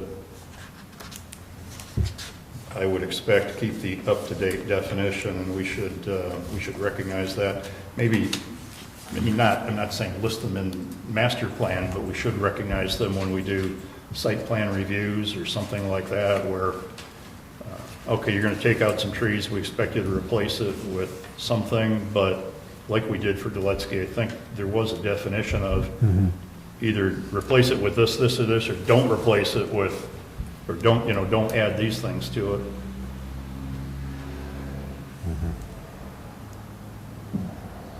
Yeah, because unfortunately, some of that stuff that we thought was great a long time ago turns out to not be, and while that is probably a bit of an evolutionary process, somebody who has the current definitions could be helpful. Yeah, and On page 25, it mentions this Michigan State publication. It's the Field Identification Guide to Invasive Plants. I find that very helpful. Okay. It's You a- can download it it's from a their great- website, I already did, it's very resourceful. But there's also, I mean, I think your point is well made that it's constantly changing though, because when on Duletsky, you had brought up, Chandra, about some tree they wanted to plant that's now considered you shouldn't plant it, and you thought it should be taken out of the plan. I don't remember what tree it was. Yeah, there was something that it's not friendly. Yeah, I don't remember the Yeah. tree, but I do remember just the open space area, how that was gonna be maintained in the long term, because anything that sits vacant for more than a couple of years just gets overgrowth of invasives, Yeah. and we don't wanna see that. And I don't know if there's something else, because I know I have this thing, I think it's called firebush. It's real pretty in the fall, it turns red. But now, I know my daughter lives Oh, in Pennsylvania. burning bush? Burning bush, yeah. Like in Pennsylvania, they discourage the planting of burning bush now.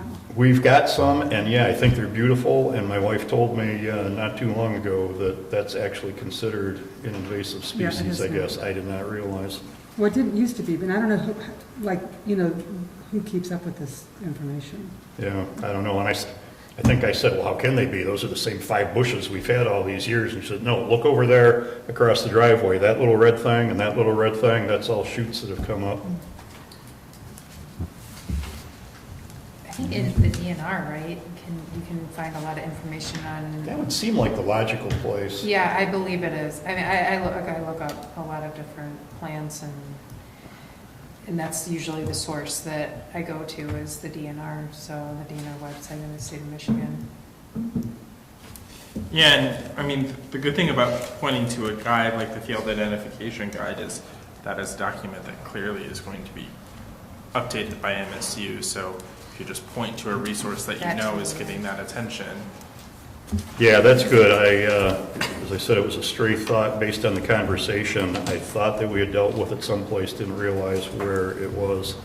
So, yeah, thank you. So I think that takes us back to 66? 67, yeah. 67? Yep, so question is Washtenaw County or the state of Michigan already taking water samples of all the lakes in Dexter Township on a weekly basis from spring until fall? If so, could the township piggyback on their data for benchmark purposes? I wasn't able to find any information about Washtenaw County sampling. That doesn't mean they're not. I just wasn't able to I find. mean, I know they are. Yeah. But every week, every lake in this whole area, Webster Township, Dexter Township, all of these lakes get a sample taken from spring to fall. They go in like Bruin Lake, for an example, because I've been there and talked to them. They go in and take a water sample every single Tuesday. And it's to make sure that the lakes, that's how they know what beaches to close. Is that only for the lakes that have state, like a state No. beach on them or I state? mean, they didn't specify when I asked. I just happened to be camping there and testing the water while my children are playing. I'm like, do I need to Yeah. get out? Well, I did So, find that Eagle does test Portage and Silver Lake. They have a map of where all the locations of testing were, but I wasn't aware of the county doing it as well. Well, the But again, county, they so the serve. county has, crud, I ought to remember this. In Northfield Township, I think it is, Who the Heck Lake County Park. And that one, I think, gets closed rather frequently. Right. The beach does. Now, I don't, Independence. Independence Lake, Yeah. thank you. Now, for all I know, it's because of the geese. I don't know if I've ever paid attention. I just recall reading that, yeah, a few times this summer, it seems, they get shut down. It gets that Independence Lake gets one of the warmest lakes in the area. It gets really warm. Okay. And it's small, and yeah, E. coli, it's close to a lot. We could, Alicia, this might be an area where we could, if we track those resources, we could provide links on the township webpage. So if people wanted to see what the water quality was for Portage or Silver last week or any of the other ones, then they could use that because that way it would be updated, because if we can provide a link, then they're getting timely data. So, but yeah, we can look into that. Commissioner Hurd, you also had a comment on this page as well.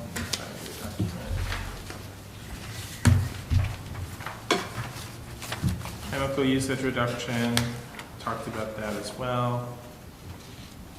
You also have a comment on invasive species. We can maybe reference that guide again in this cornerstone. Yeah. Okay.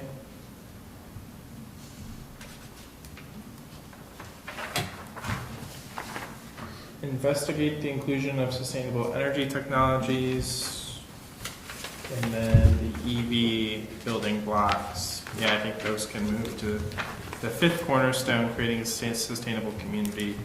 We had initially drafted the first four with the steering committee and then added the fifth one later, so I think those just need to get moved to the fifth one that we added.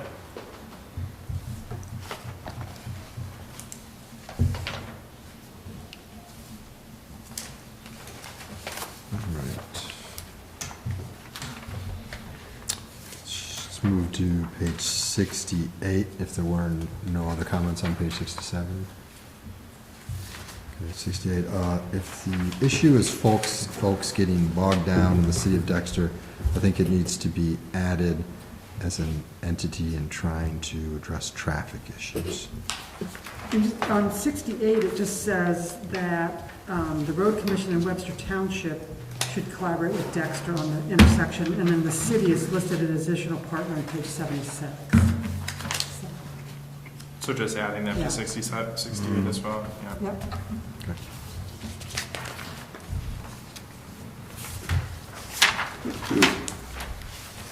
Okay, staying at 68, some additional comments.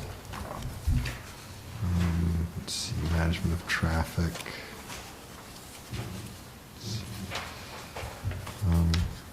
Chandra, do you want me to just read this, or have we? Well, yeah, you can read it, or I okay. can read it. No, I'm happy to. So, the building blocks focus on traffic impact related to LOS and congestion. Section 6 outlines a number of recommendations for road quality and safety. As I mentioned before, why include recommendations if they are not transferred to the implementation section? Road safety is very important. Road safety is very important. Do we know what road intersections do not meet the WCRC safety standards? A major intersection improvement was completed at Wiley and Island Lake years ago after a near fatal crash. It did not meet the line of sight distance standards. The intersection of Fleming and Dexter Town Hall Road absolutely does not meet the line of sight distance standards. Someone is going to die there. Every day I feel that way. Okay, yeah. North Territorial and Dexter Town Hall was anticipated to receive improvements. I don't know the current status. If crashes are occurring due to substandard roads or sight distances, these should be addressed. So I contacted the Washington County Road Commission about the intersection of Fleming and Dexter Town Hall Road because there is a sightline distance there. And they just said, well, we don't have the money to fix it. And I asked, can you put limited sight intersection ahead or one of those? They said, we can't put those signs up anymore because it becomes a liability. And so, I mean, maybe this is something that what the local roads commission or committee is looking at. But just those real safety issues where especially our paved roads don't meet a current safety standard. And what do we do about those roads? Do we prioritize them or do we do an action plan on them? Just hadn't been brought up really other than the level of service. And I don't know if the level of service incorporates that sightline. Good For an question. intersection, for Yeah. an intersection. I am not a civil engineer. I can certainly ask our civil engineers a little bit more detail on that as well. And then I think your point about if we mention an action in the text, bring it to implementation, make sure those are brought over to you. I share your aversion to road commissions and their Well, it's just there's a lot of talk in the slow-moving plan bodies. about about congestion, whether it's Yeah. perceived or real, but there's not a lot of talk about the safety Sure. issue of it. Yeah.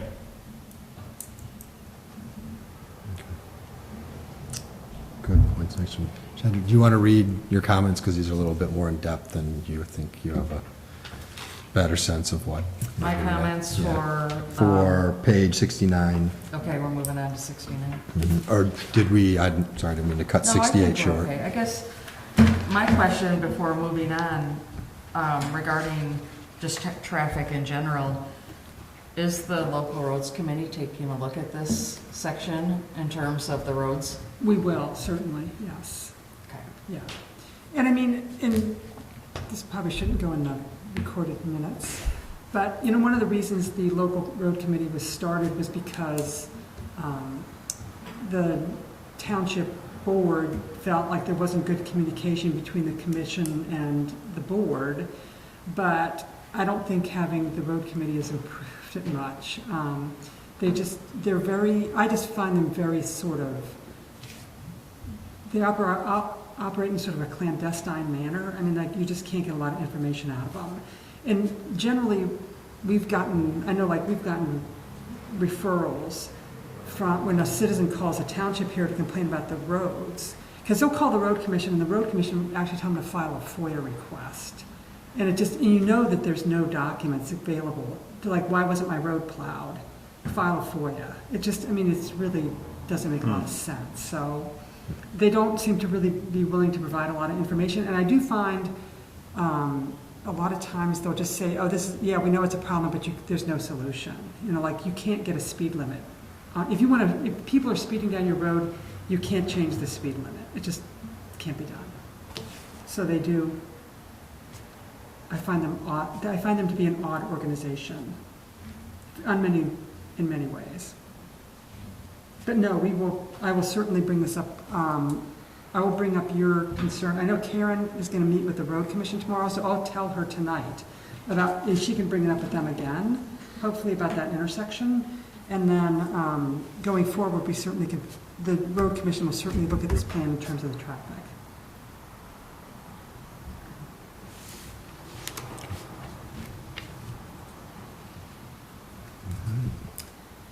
All right, page 69. Yeah. Mhm. So my comments were just about commercial uses, and I said commercial uses are discussed in 2 of the 3 paragraphs in depth on page 69, but really rarely mentioned throughout the rest of the plan. The cornerstone states a commercial district may not be necessary, but it does imply a possible interest in local convenient shopping.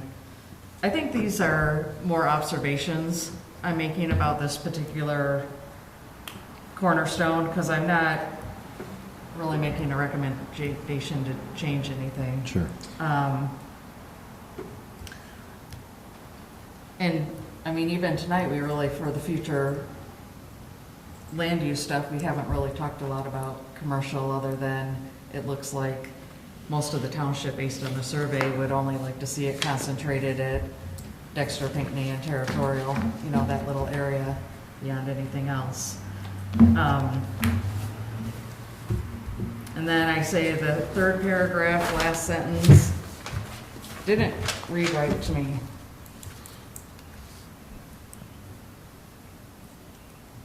Because I think there's supposed to be a period after the word subdivisions or something. It says, yeah.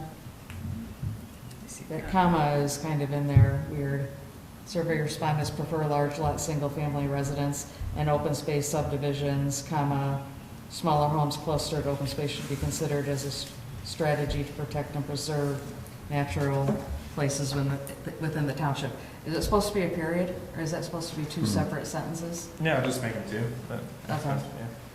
To your comment on commercial uses, this was extensively discussed by steering committee and David. To what degree do we approach commercial uses in the township?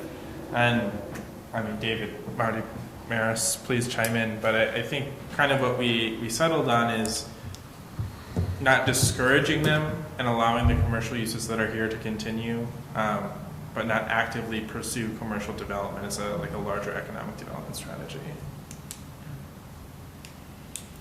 Yeah, that was essentially just, part of what came out of the steering committee too, is that I think reflected in this cornerstone is that a lot of people in the township consider downtown Pinckney, downtown Dexter, downtown Chelsea as their kind of commercial hub, or the larger Ann Arbor area, and that we're just, Dexter Township just, I mean, we've had some of these commercially vacant parcels up there for decades, and there just hasn't ever really been a push to develop them, and so much development surrounding us, it didn't seem, and the survey didn't bear out. People want convenience, they don't want a Target, they want smaller conveniences, and those are just harder to come by in the township. Yeah, and the steering committee also discussed commercial businesses that have opened, operated, and closed over the past 10 to 20 years. Just seems there isn't a whole lot of people who have that consumer base locally to support a sustained commercial operation in the township. So I think, just reading these 3 paragraphs again, this cornerstone just felt like it was missing something, because it's thoughtful planning for future development. And it's really only focusing 2 paragraphs on commercial and then high-speed internet. Well, what about the rest of the development in the township? All the other uses like residential or industry? And maybe it's fine the way it is, but I feel like this is a big cornerstone. This is thoughtful planning for future development. And it only talks about commercial and high-speed internet. What about all the other types of uses? Yeah. I don't know, is it missing something, or Yeah, is? I think you're right. I agree with you. Certainly residential, industry, heck, even recreation warrants discussion in this cornerstone.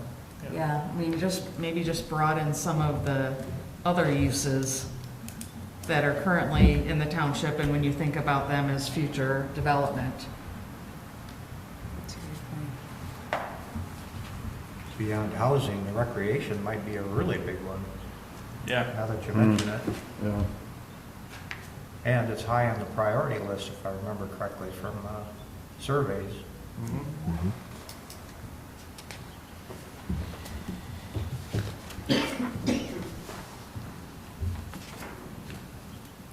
And then I mentioned broadband may be more appropriate in the sustainable community section, because it's not. Yeah, that's a tough one. I have yet to find where does broadband fit in these whole master plans. I think why it's in future development is because broadband is so connected to livability, and why people, especially in rural communities, I'm working in the Thumb right now, a lot of people are hesitant to move back there or live there because they don't have broadband access, and they don't have access to the internet. And I see it more as kind of an amenity livability aspect more than a sustainability one, but certainly open for discussion. Yeah, it definitely falls under both. Yeah. Well, isn't Washtenaw County taking over the broadband planning instead of the township? Yes. So, Problem there is when? It's always longer than you think it's going to be. That's what I'm afraid of. Yeah. I mean, it's been discussed for a long time. right. It has. They actually, I want to say they started working on it. There's actually a map that you can find. I sent a link to somebody, and this was, back during election time. But there is a map. If you look under, I think it was under an MLive article. Yep, you can click the link and it'll take you right to where they're working on it, and it's all color-coded, much like one of the maps in our master plan. So you can actually search by zip code or your address, and it'll tell you roughly an estimate of when it was. I haven't looked at that in probably almost a year, so I don't know what it's doing as far as updates now, but Do you know how it's being funded? ARPA money. So if it's ARPA money, then it's not going to take forever, because that all has to be committed by 2024 and then spent by 2026. That's a really good point. So I don't know what Washtenaw County is doing on that. Karen Nolte was on the broadband task force. I believe that she still is. She might have a few more answers, but I mean, we've asked her questions too, and I think it was just been kind of at a standstill for information. But yeah, you make a really good point. I don't think they can stretch it out for 10 years without having that money. That's true. That is true.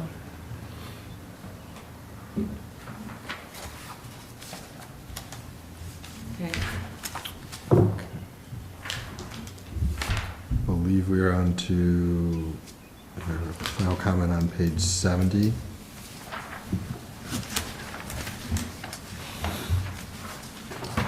So my comment was just to maybe add an educational component to this.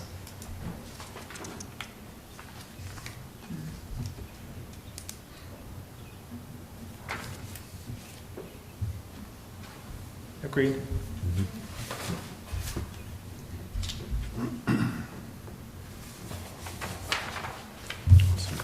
So moving into future land use, I want to spend some time here discussing that. I don't remember seeing any specific comments on this, but Commissioner Hurd, I know you wanted to discuss this tonight. Or at least you had a comment on For the it. land use zones? Yes, yeah. What page is that? So it'll be 72 through 74. I didn't have a specific one, I was just wanting to Excuse me, hear 71 the, through hear the 74. discussion about it. I was interested to hear what other people had to say. Sure. So for those of you who haven't gone through a master plan process before, the relationship between future land use and zoning is when you go to update your zoning ordinance or zoning map, you'll use the future land use to kind of make the basis of those decisions. Future land use does not hold you to that exact orientation or exact categories, but it is to provide a rough framework for making that zoning map or zoning categories and zoning classifications is probably the better word there. But if there are substantial deviations between what zoning map, zoning classifications you end up adopting in this future land use, you'll have to come back and revise the master plan to make sure those two are consistent. But, small deviations are fine.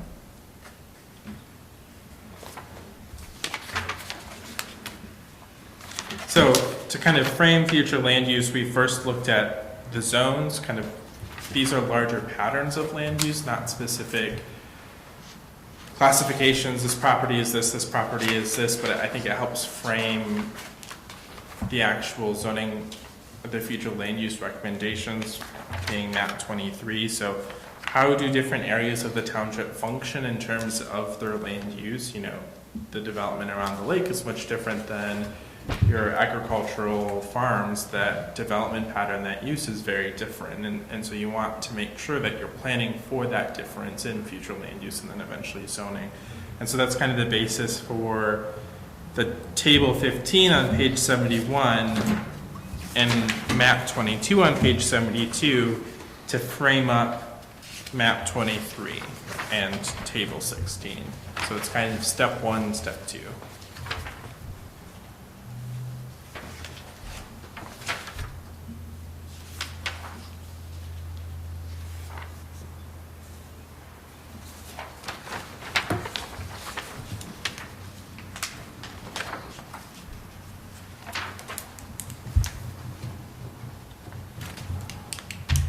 David, myself, and another planner at our firm did go over the future land use map pretty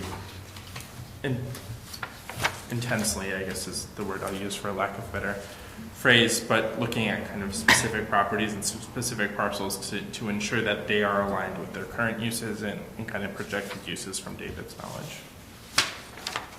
And that would be map 23. On page 73, map 23, are we properly, accurately accounting for the Duletsky property? It appears as though it's color-coded agriculture preservation, and I'm wondering if that should not be conservation subdivision. Yeah, now that the master deed's been recorded, yeah. Rowan, I can get you or you have access to the Washtenaw County updated shape files? If it's on their website. Yeah, it's recorded now, so the street names are in there and the parcels are actually noted, so. If it's not updated, I'll just send them an email and ask for it. Okay.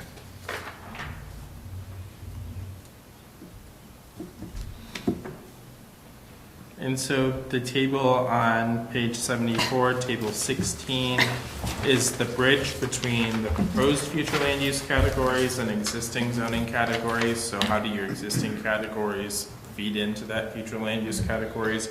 Essentially, it's recommending either consolidation, combination of existing zoning districts. I mean, not in the event here, but you could also recommend splitting them. But you can see that rural residential, that would encompass existing zoning districts, RC, RR, PR, and then institutional preservation would incorporate CU, PA, PR. And again, you can deviate from this slightly. You can still have an RC, RR, but as long as the future land use plan is followed and an intent in your zoning ordinance, you'll be fine.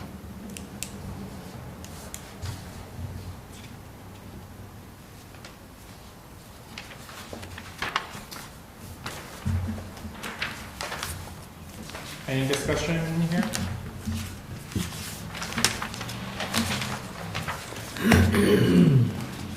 Okay, moving on to page 75, Commissioner Abbott, you have several questions here that I have notes on. Your first question about installing EV charging stations around the township, I did look into if DTE or Consumer Energy has programs that cover all or part of the cost of install. Consumers does offer a rebate of $70,000 for installation of public charging stations at public facilities. So that is a funding source available, but it's, again, a rebate, not a grant or anything. None of Dexter Township is covered by consumers for electricity. Yeah. So, and I wasn't able to find anything in my 3 minutes of Googling on DTE. Again, that doesn't mean it doesn't exist. It just, in the brief period I looked, I wasn't able to find anything.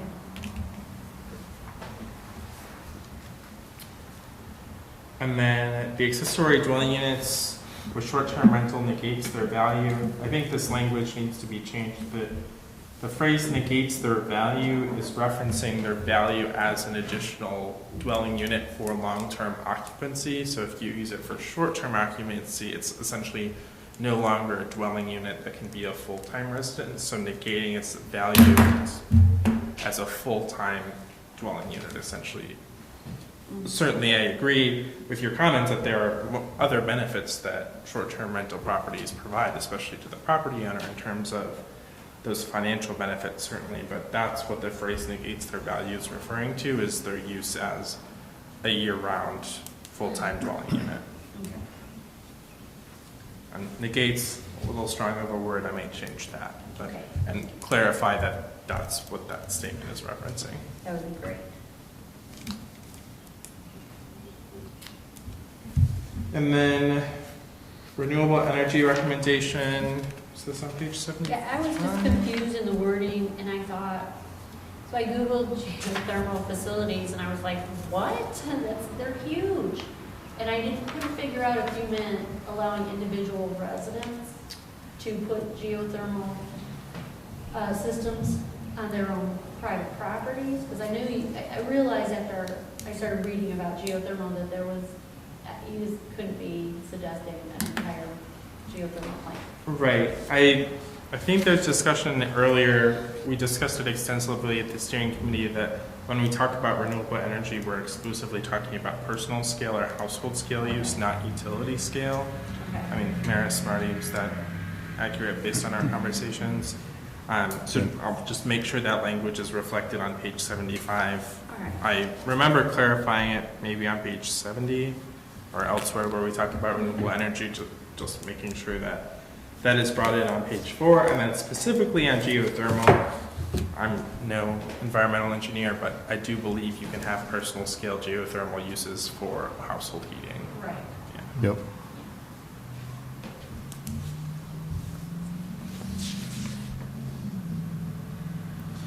Though there's discussion at the state level about renewable energy, specifically regarding solar and wind, and taking away local control over regulating that use. It's something I know I'm keeping my eye on to see where that's going to go. So I just want to put that on your radar that something might be coming down the pike in maybe 2 years.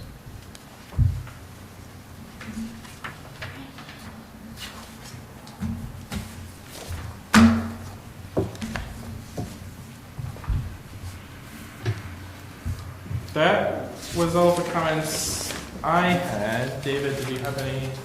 I did not, additional- those are the only comments that I received.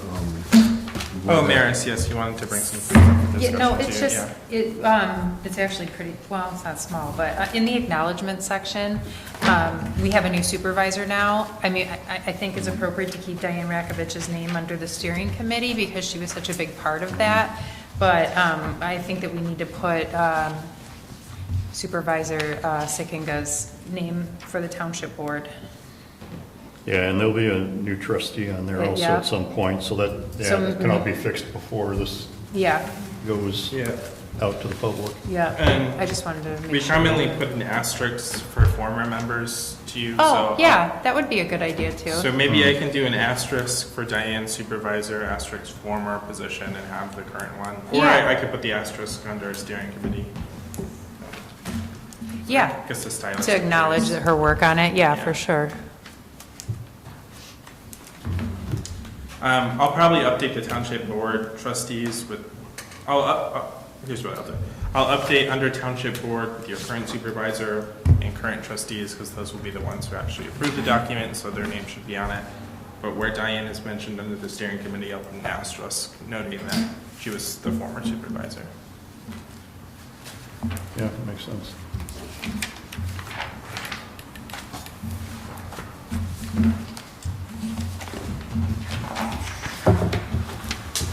Okay, anybody have anything else on this? David, do you have anything else for us on this?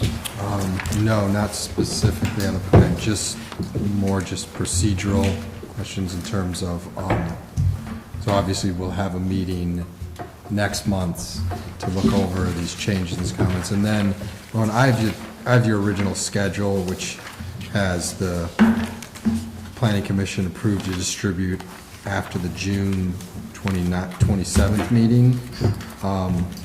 And then I have the, next after that, township approval to distribute for the July 18th Okay? meeting. So, so in the interim, so after we review and we come back and we meet next month and the planning commission makes a recommendation, does it then go directly to the board? Or is it just distributed, and I know we're gonna have some public engagement opportunities? Yeah, so the township board has to be the one to authorize distribution.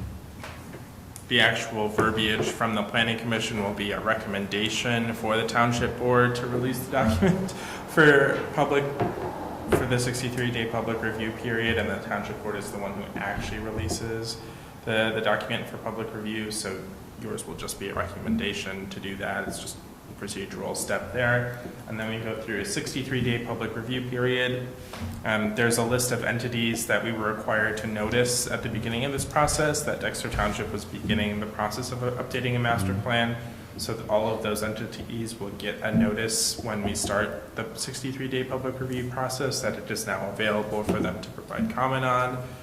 And then we are intended to hold an open house on the master plan during the 63-day public review period as well. So inviting people to come, we'll maybe put together 6 to 8 poster boards with key information from the master plan, certainly about the cornerstones. And, David, maybe you, John, and I can get together and discuss, or at the next planning commission meeting, you guys can discuss what you would want the public to, or want to highlight in terms for the public of this document. And then after the 63-day public review period concludes, you'll hold a public hearing on the master plan.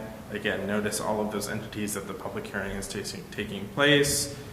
At that meeting, you can say, looks good, recommend adoption, or you can wait, make changes, and then recommend the board actually adopt the master plan, and the board is the one who has to do the final stamp of approval on adoption. Several steps, but it's usually pretty smooth sailing. But so far, we are on track with the process that was identified such a long time ago. Yep, I will get the revisions to this document made prior to your next June meeting, 27th? June 27th. June 27th, and so you'll have the document with the changes reflected, the changes discussed today reflected in it, so you can do final look over. You can even, if there are a couple things, just send them over to me and still recommend distribution, and I can make those changes between the 27th and when the township board looks at it, or, you know, we can wait. And then once they do it, we'll kick off that 63-day kind of quiet period. All right, great, thank you.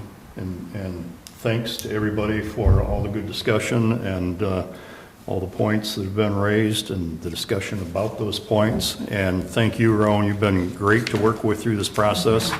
It's been, I don't want to speak for everyone, but Maris has been involved with this from the beginning. It has been very smooth under your guidance. Yeah. Thank you, I So- appreciate that, and I certainly want to acknowledge the work that all the steering committee members put into this as well. You know, while they're not sitting with us here today, they put a lot of time and effort into the document. No, thank you. All right, if we are okay to move on, our next item of business is approval of the meeting minutes from April 25th. Anybody have anything? I had one itty bitty little thing, but I'd like everybody else to go first. Oh. I want to hear your itty bitty. Well, I might as well just lead with that and knock off with the suspense, huh? So on item 9, down at the bottom, DPZ Roar responded that it had eliminates some of the old culprits, probably ought to be eliminated. Or just rephrase it and say that it eliminates and not the had, but I don't care which way, just as long as the, I will cross out eliminates and put in eliminated. all right. Thank you. That's the only thing that, It bothers me. that I saw. Yeah, if it was something else, you slipped it right by me, and I'm just not as observant as I thought. Anybody else have anything? No, I only had that one. I saw nothing else. Oh, everything else looked good, very good. Now, if you had that one, you should have led with it and not let me take the credit for finding that. Take the hit for it. This Janice has given me the eye over there. Because you were the most detailed reviewer I have ever had. That's not necessarily a good thing, I will confess, but I appreciate you guys tolerating it. With that, it'd be cleaner if we had a motion to approve the minutes as amended. So moved. I'll second. Chandra, is that you? That was me. Oh, Maris? I'll support. Okay, who made the motion? It was moved by Metz and Seconded by- seconded by Mayor. Yes. Thank you. All those in favor, please say yes. Yes. Those opposed, no. Motion carried, and the minutes are approved as amended.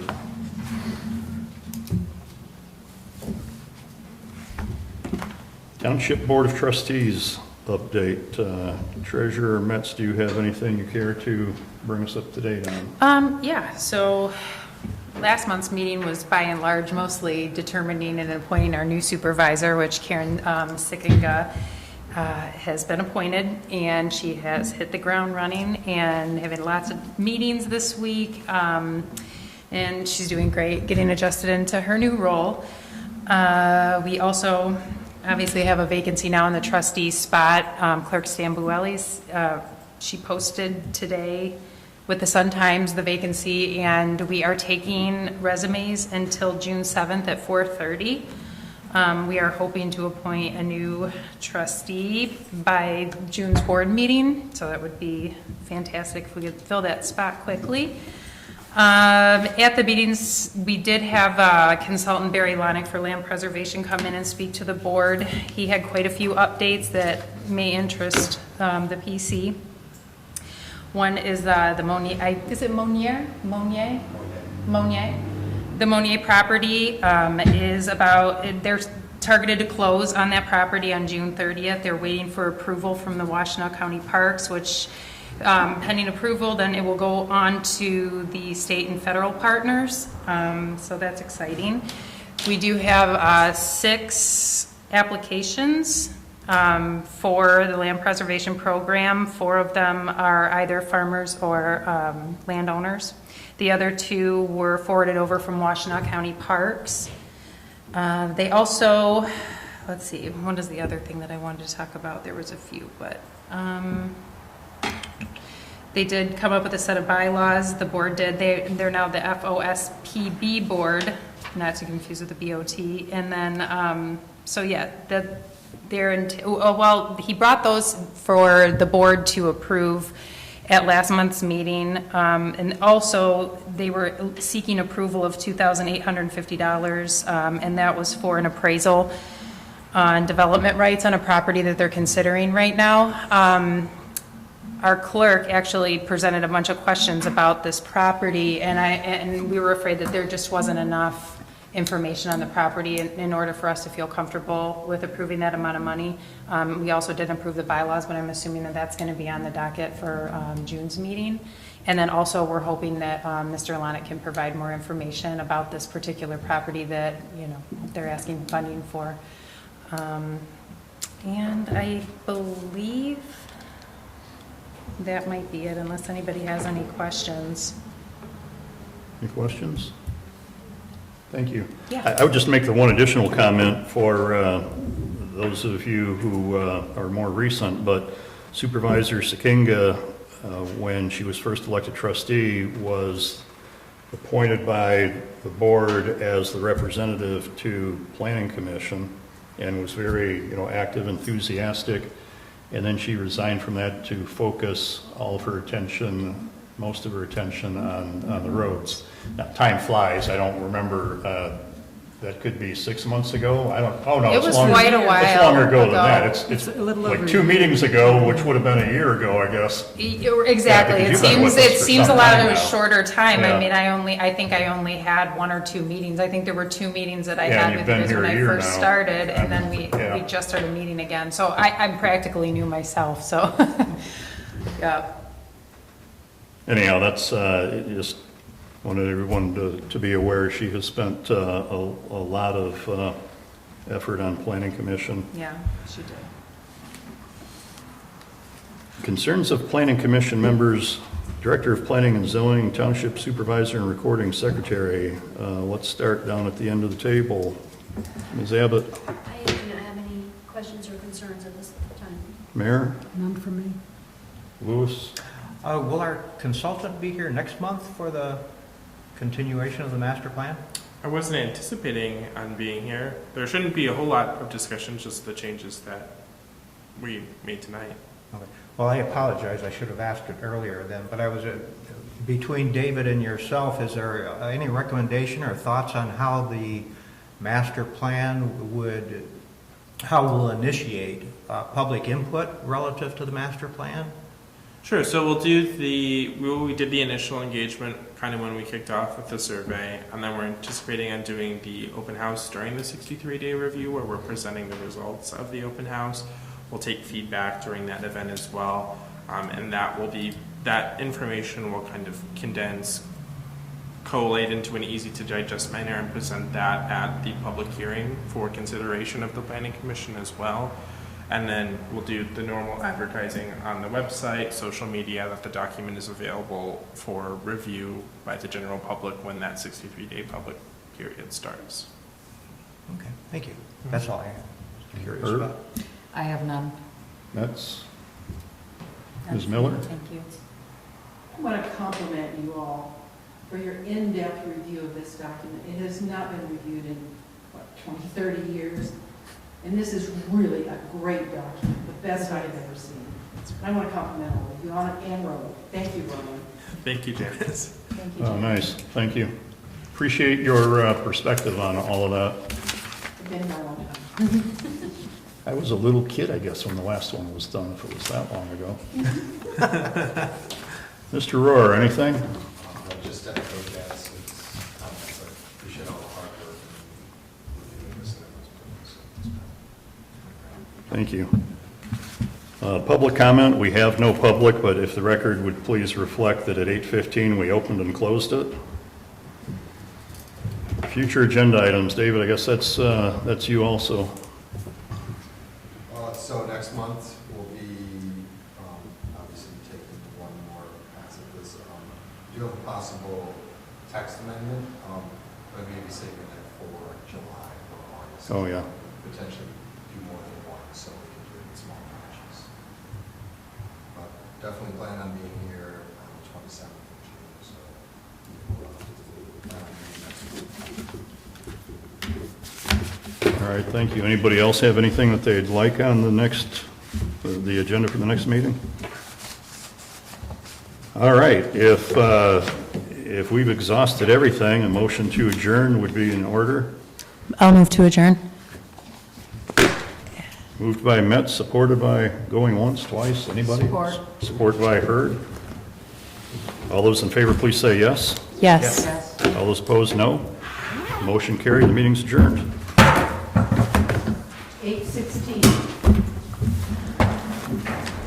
I was gonna call the time too, and then I looked and I'm like, no, my eyes won't make that. Got it. I'm gonna go get that one right now. Thank you. Yes, absolutely.